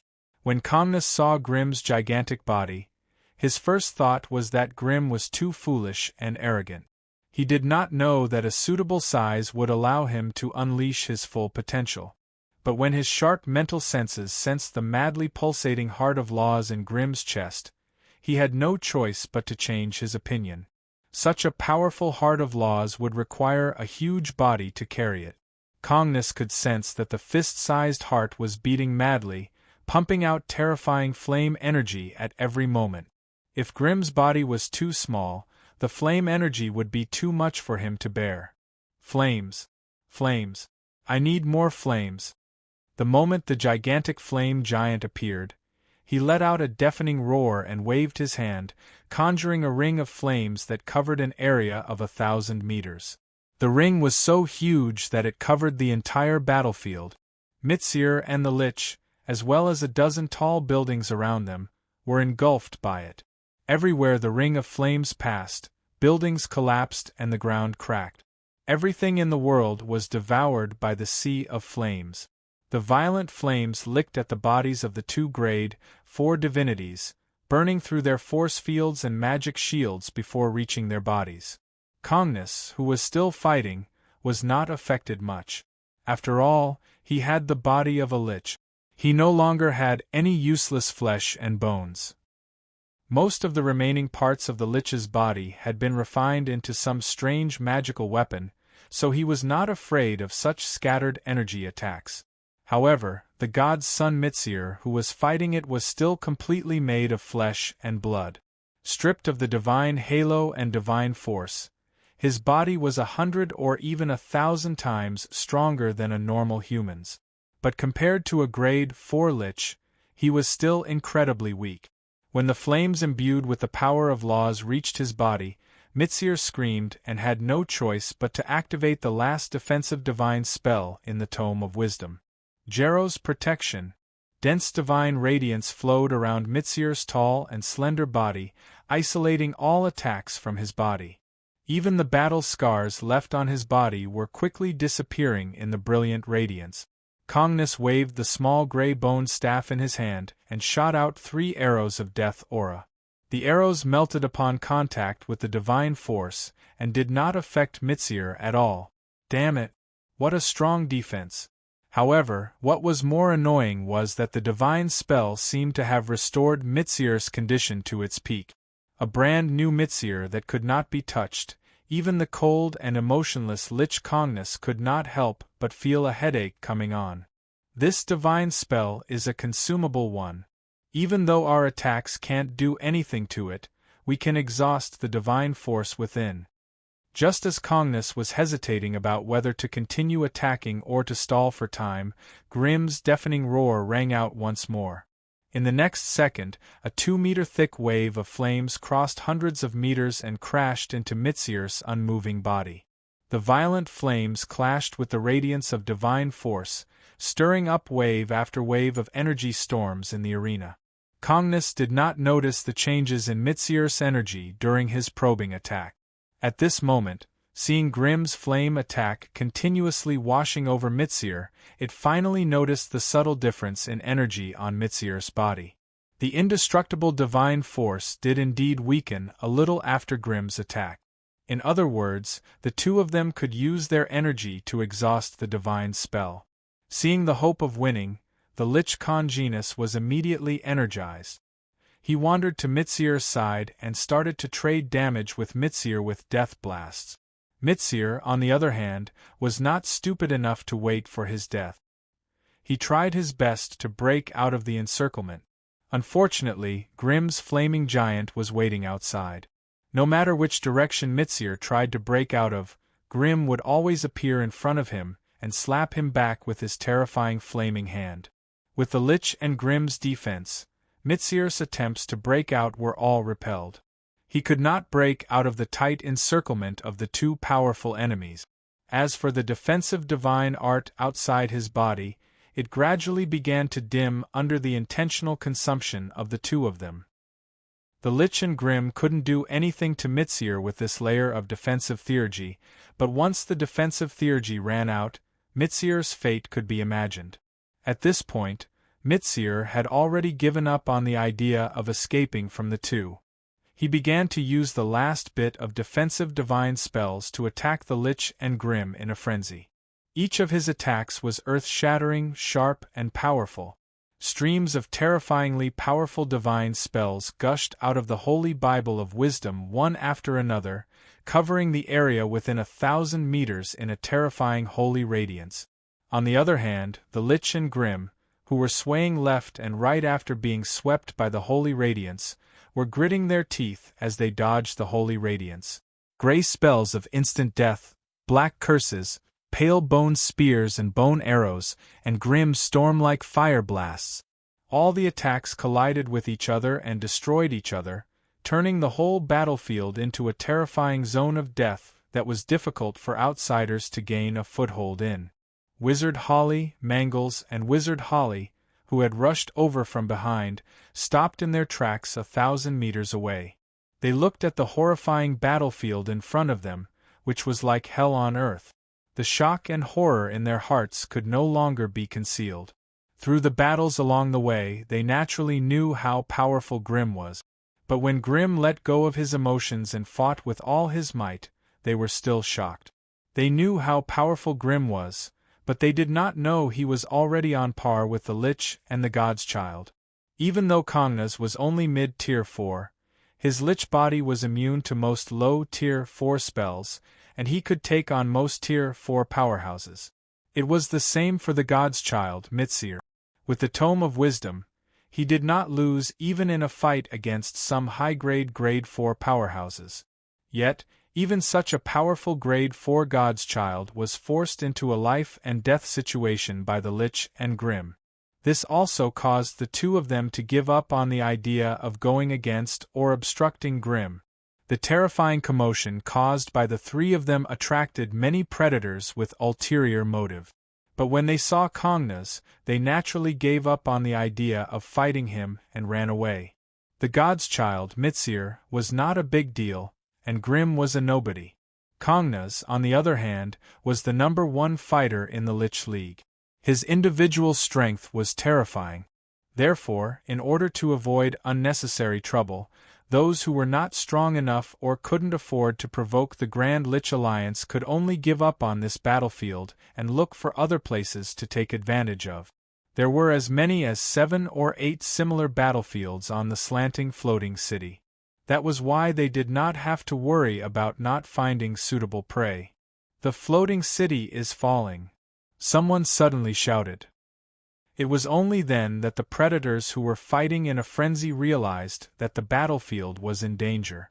However, they were entangled and fighting with each other at this moment. It was already a critical juncture where victory and defeat could easily be decided. Even if the floating city beneath them fell apart at the very next moment, they would fight to the death until the very last moment. The divine spell around Mitsir's body had long dimmed, but he still attacked the two enemies with all his might, waiting for the time to come. Chapter 1134. What kind of terrifying scene would a huge floating city cause if it crashed to the ground? Such a scene was hard to imagine with the brain alone.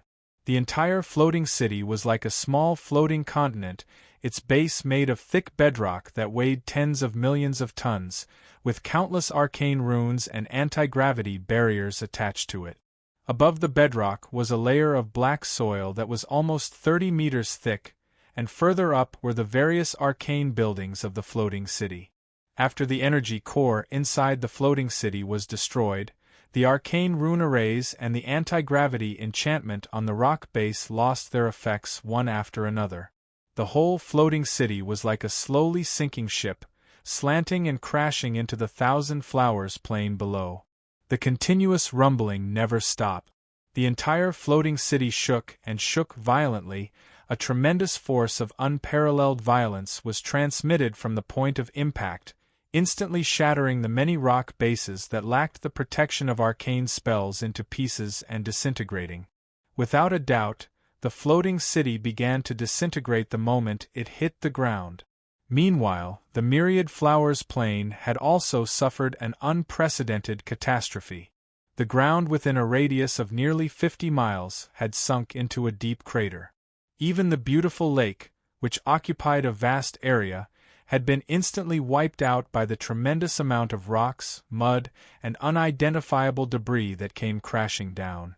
The earth sank and cracked, and countless huge pillars of dust shot into the sky, turning the area within 100 kilometers into a sea of dust. On the floating city, most of the arcane buildings had long since been turned into piles of rubble and broken walls by the otherworldly champions who were fighting. Now, with the collapse of the floating city's base and the explosion, everything on it disintegrated into pieces of city fragments of various sizes, flying in all directions.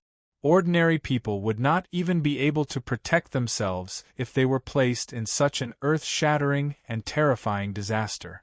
But these otherworldly invaders from different planes were still madly slaughtering each other in this apocalyptic scene. Mitsir had lost all hope. He painstakingly raised a holy barrier to block the countless rock fragments and soil fragments that were hurling at him, fleeing quickly in the murky dust where he couldn't even see his own fingers. Behind him, that terrifying lich shrouded in a dense layer of deathly aura was still hot on his heels. As for that terrifying fire shaman, he had not seen his tall flaming body for a while, most likely blocked by this cruel and terrifying environment. Although there was one less enemy, Mitsir still did not have the confidence to fight against that lich. But just as he gritted his teeth and struggled to escape, a fiery red light suddenly overflowed from the dust-covered area, followed by a scorching wave of heat. "Damn it, that fire shaman has caught up!" Without hesitation, Mitsir turned and changed his direction, continuing to approach the area with the most intense energy ripples. Today's situation was extremely dangerous, and the only way for him to survive was to break into the energy leakage zone formed by the big explosion after the floating city crashed, rely on the surging high-energy radiation to conceal the enemy's mental perception, and then think of a way to escape. Such an escape route was definitely extremely dangerous, but he could not care about anything else if he wanted to live. Whoosh! The wind howled. A fragment of the city the size of a football field whizzed past Mitsir's eyes. There were some remnants of buildings on it, as well as a few arcana apprentices who were huddled together in fear. This fragment of the city did not fly far before it was smashed into pieces by a series of flying rocks. The few arcana apprentices that survived did not even have the time to scream before they were ground into a mist of blood by the shockwave. Deep underground, a series of explosions rang out. It was a huge explosion caused by the energy center of the floating city's base being heavily damaged. The explosion almost penetrated the entire rock base, splitting the floating city into countless broken and chaotic areas.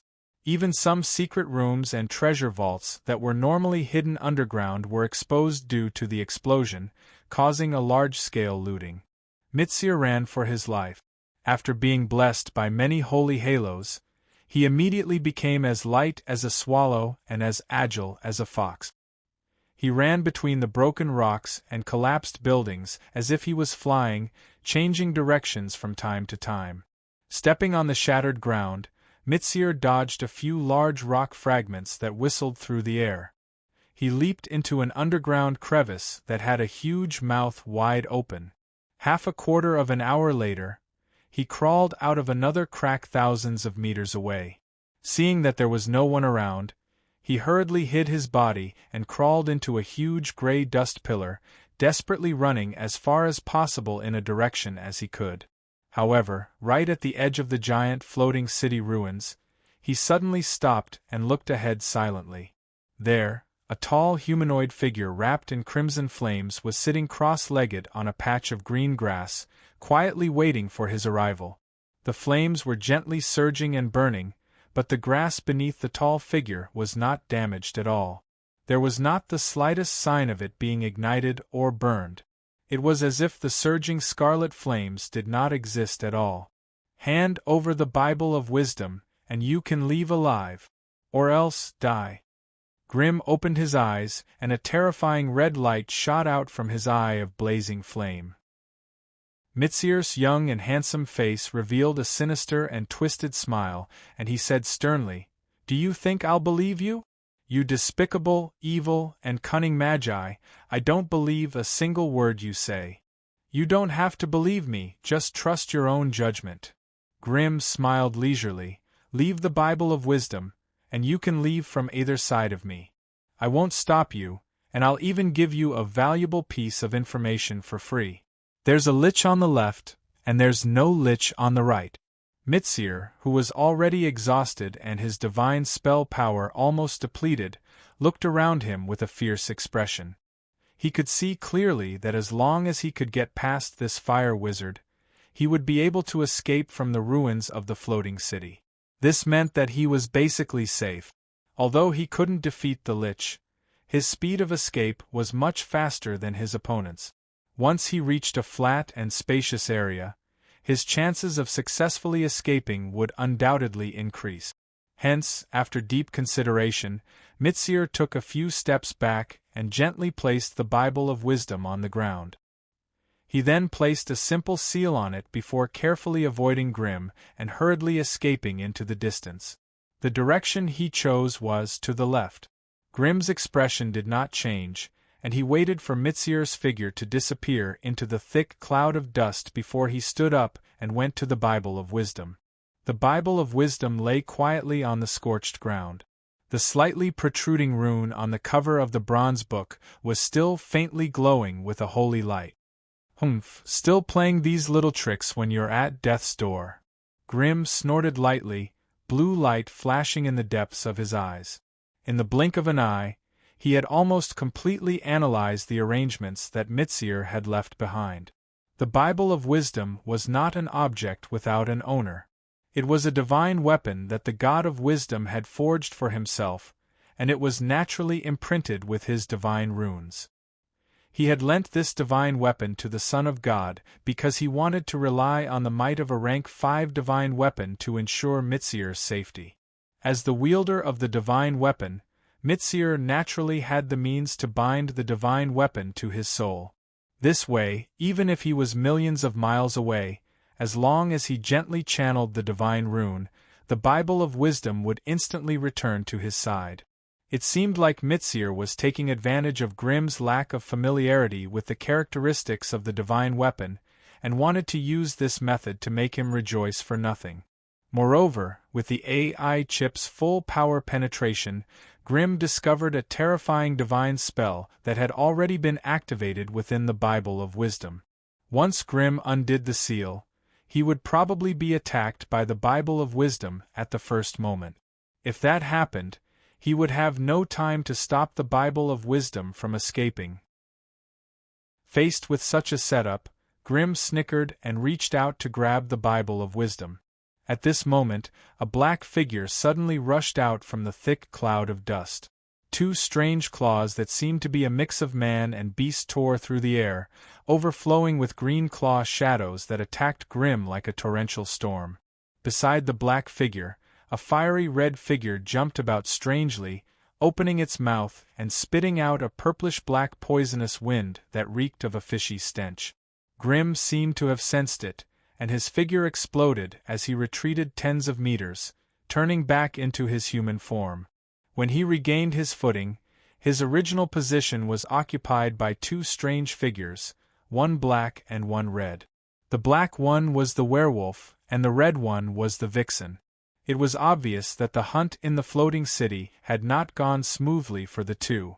Their bodies were covered in scars from the battle.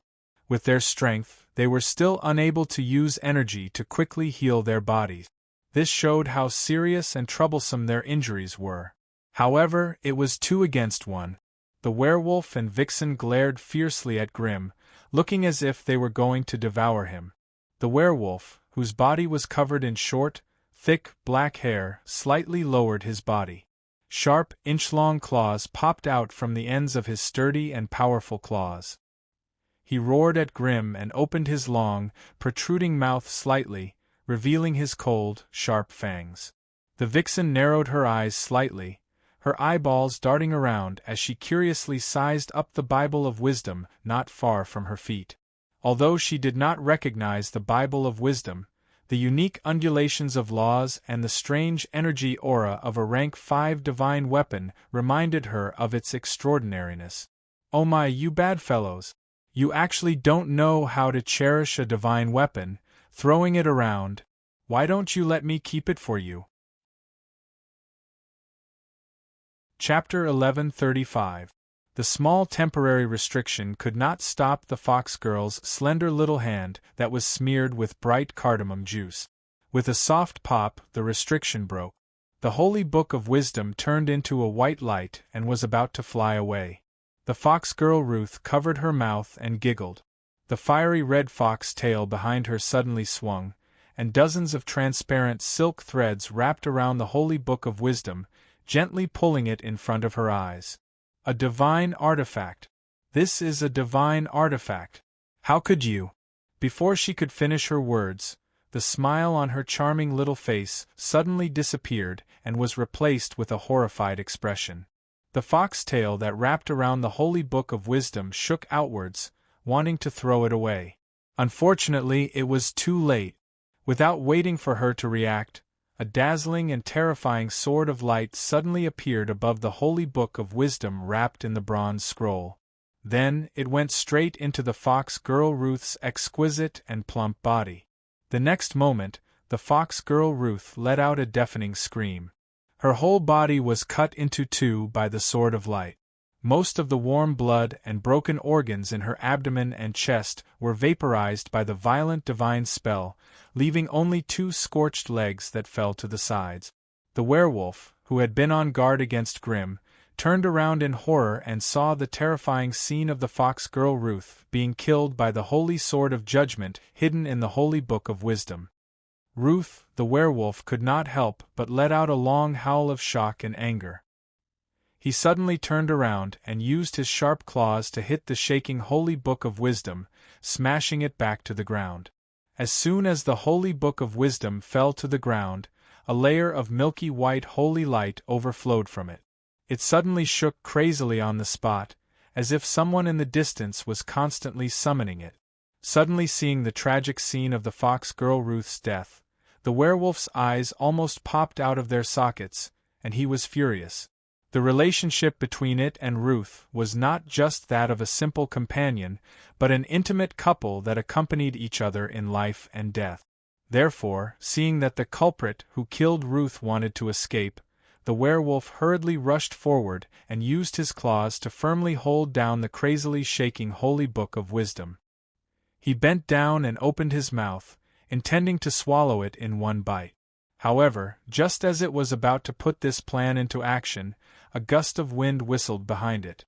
A strange golden flame had already brushed against its body. The werewolf abruptly turned around, his scarlet eyes suddenly revealing an expression of extreme terror. Unfortunately, before it could react, the golden flames had already burned through the defensive force field, igniting a small part of its body. The werewolf immediately let out a miserable howl.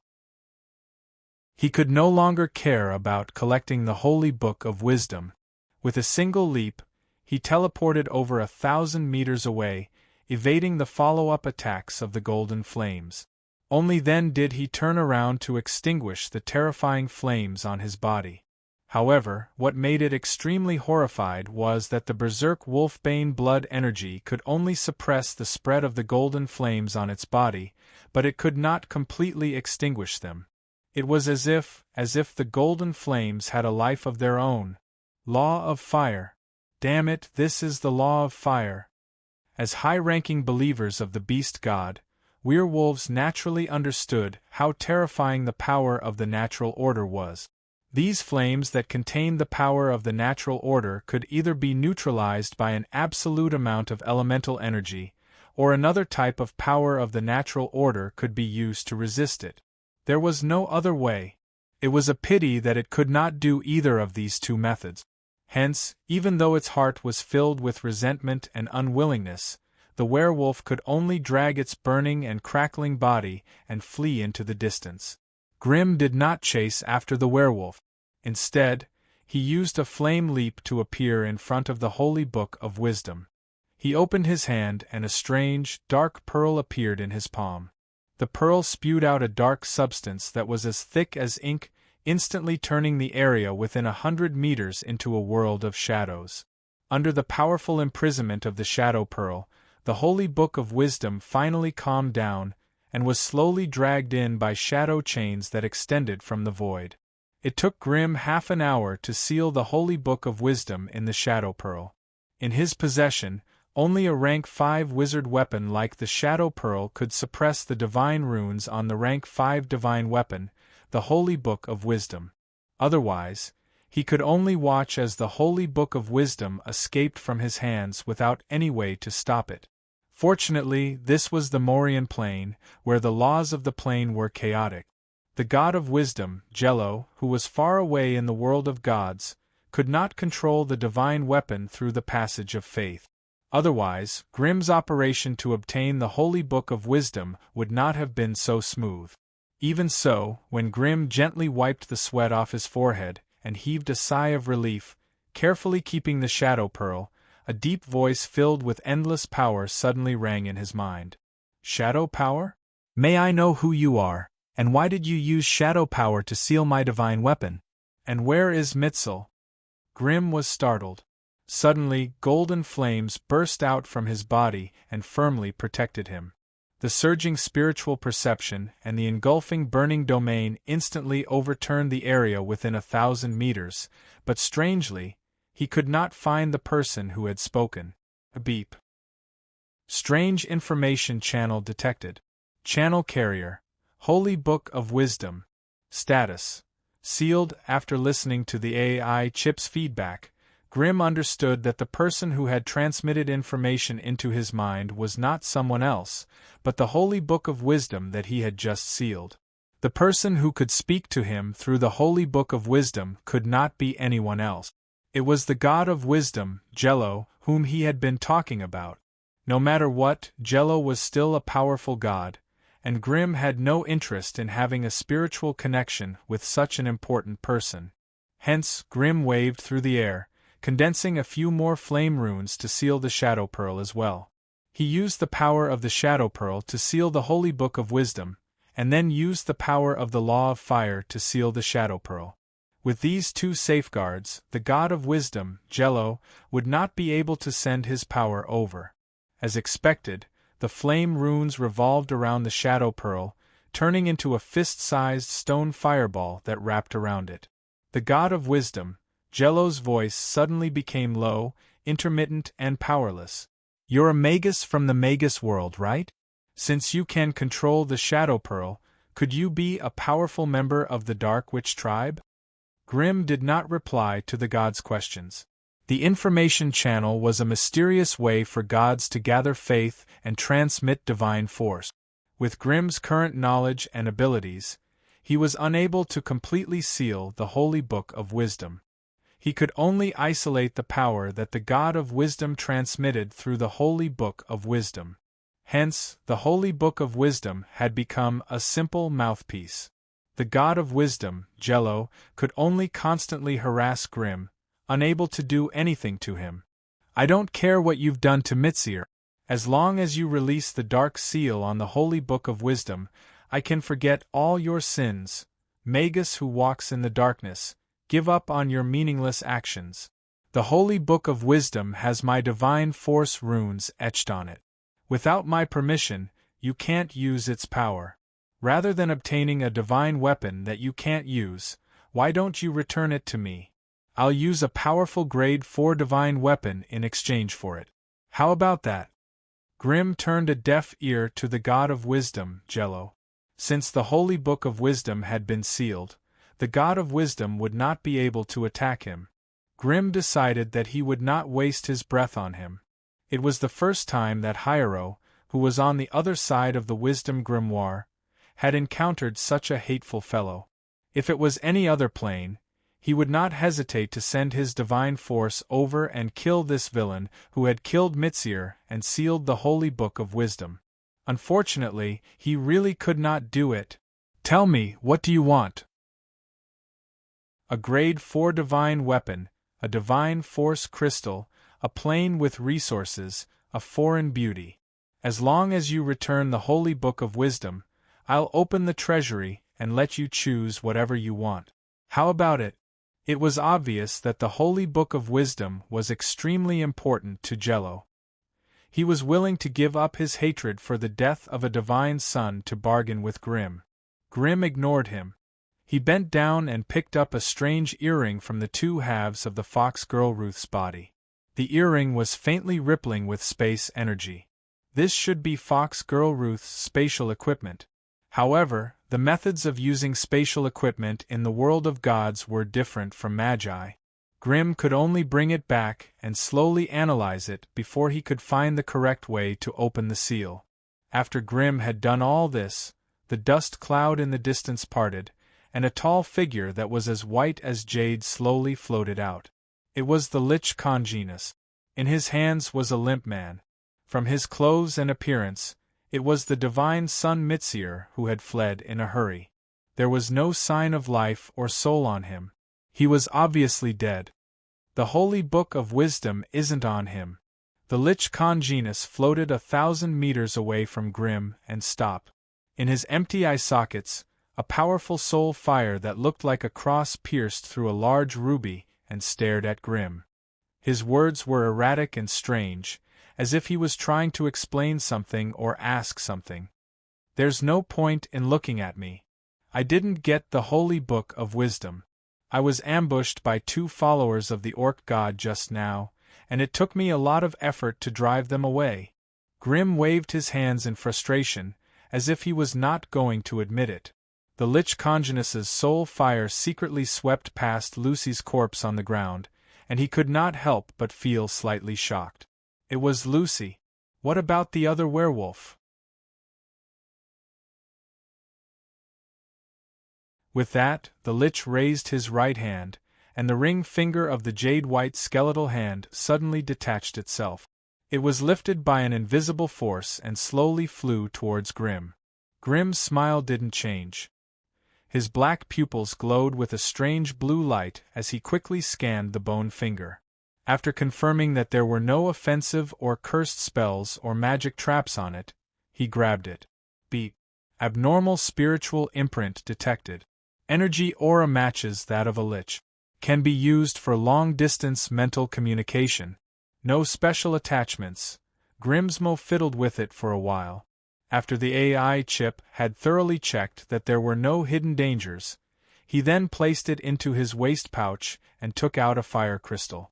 Grim used his hand as a pen and drew in the air, condensing flaming runes that were still burning.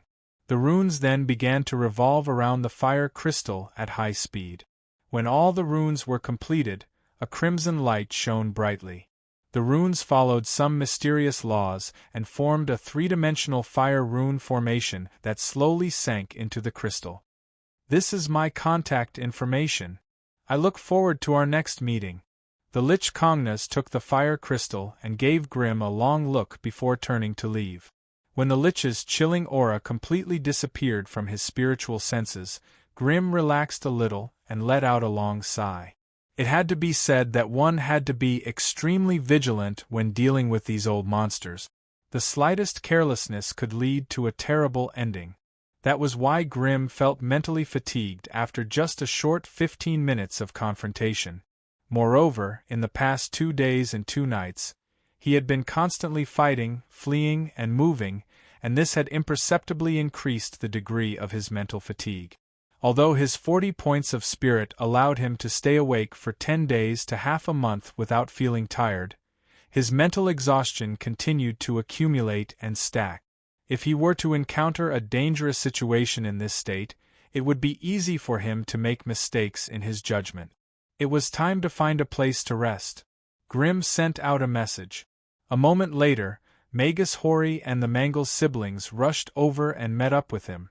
The 3 of them did not dare to stay in the ruins of the floating city for long. They found a direction and left in a hurry. The sky of the Morian plain had turned blood-red. The plain shook and the laws of the plain were in chaos. Under the huge sky that stretched for tens of millions of miles, there was no source of sky fire and terrible void hurricanes raging everywhere. The closer to the floating city or the famous arcane tower, the more obvious the situation was and the worse the environment was. Within the plain, nearly 1/3 of the floating city had turned into a huge fireball and fell to the ground, while the other half of the floating city had been ravaged and slaughtered by the invaders and had almost become floating ruins. The number of floating cities that survived the catastrophe was less than 11.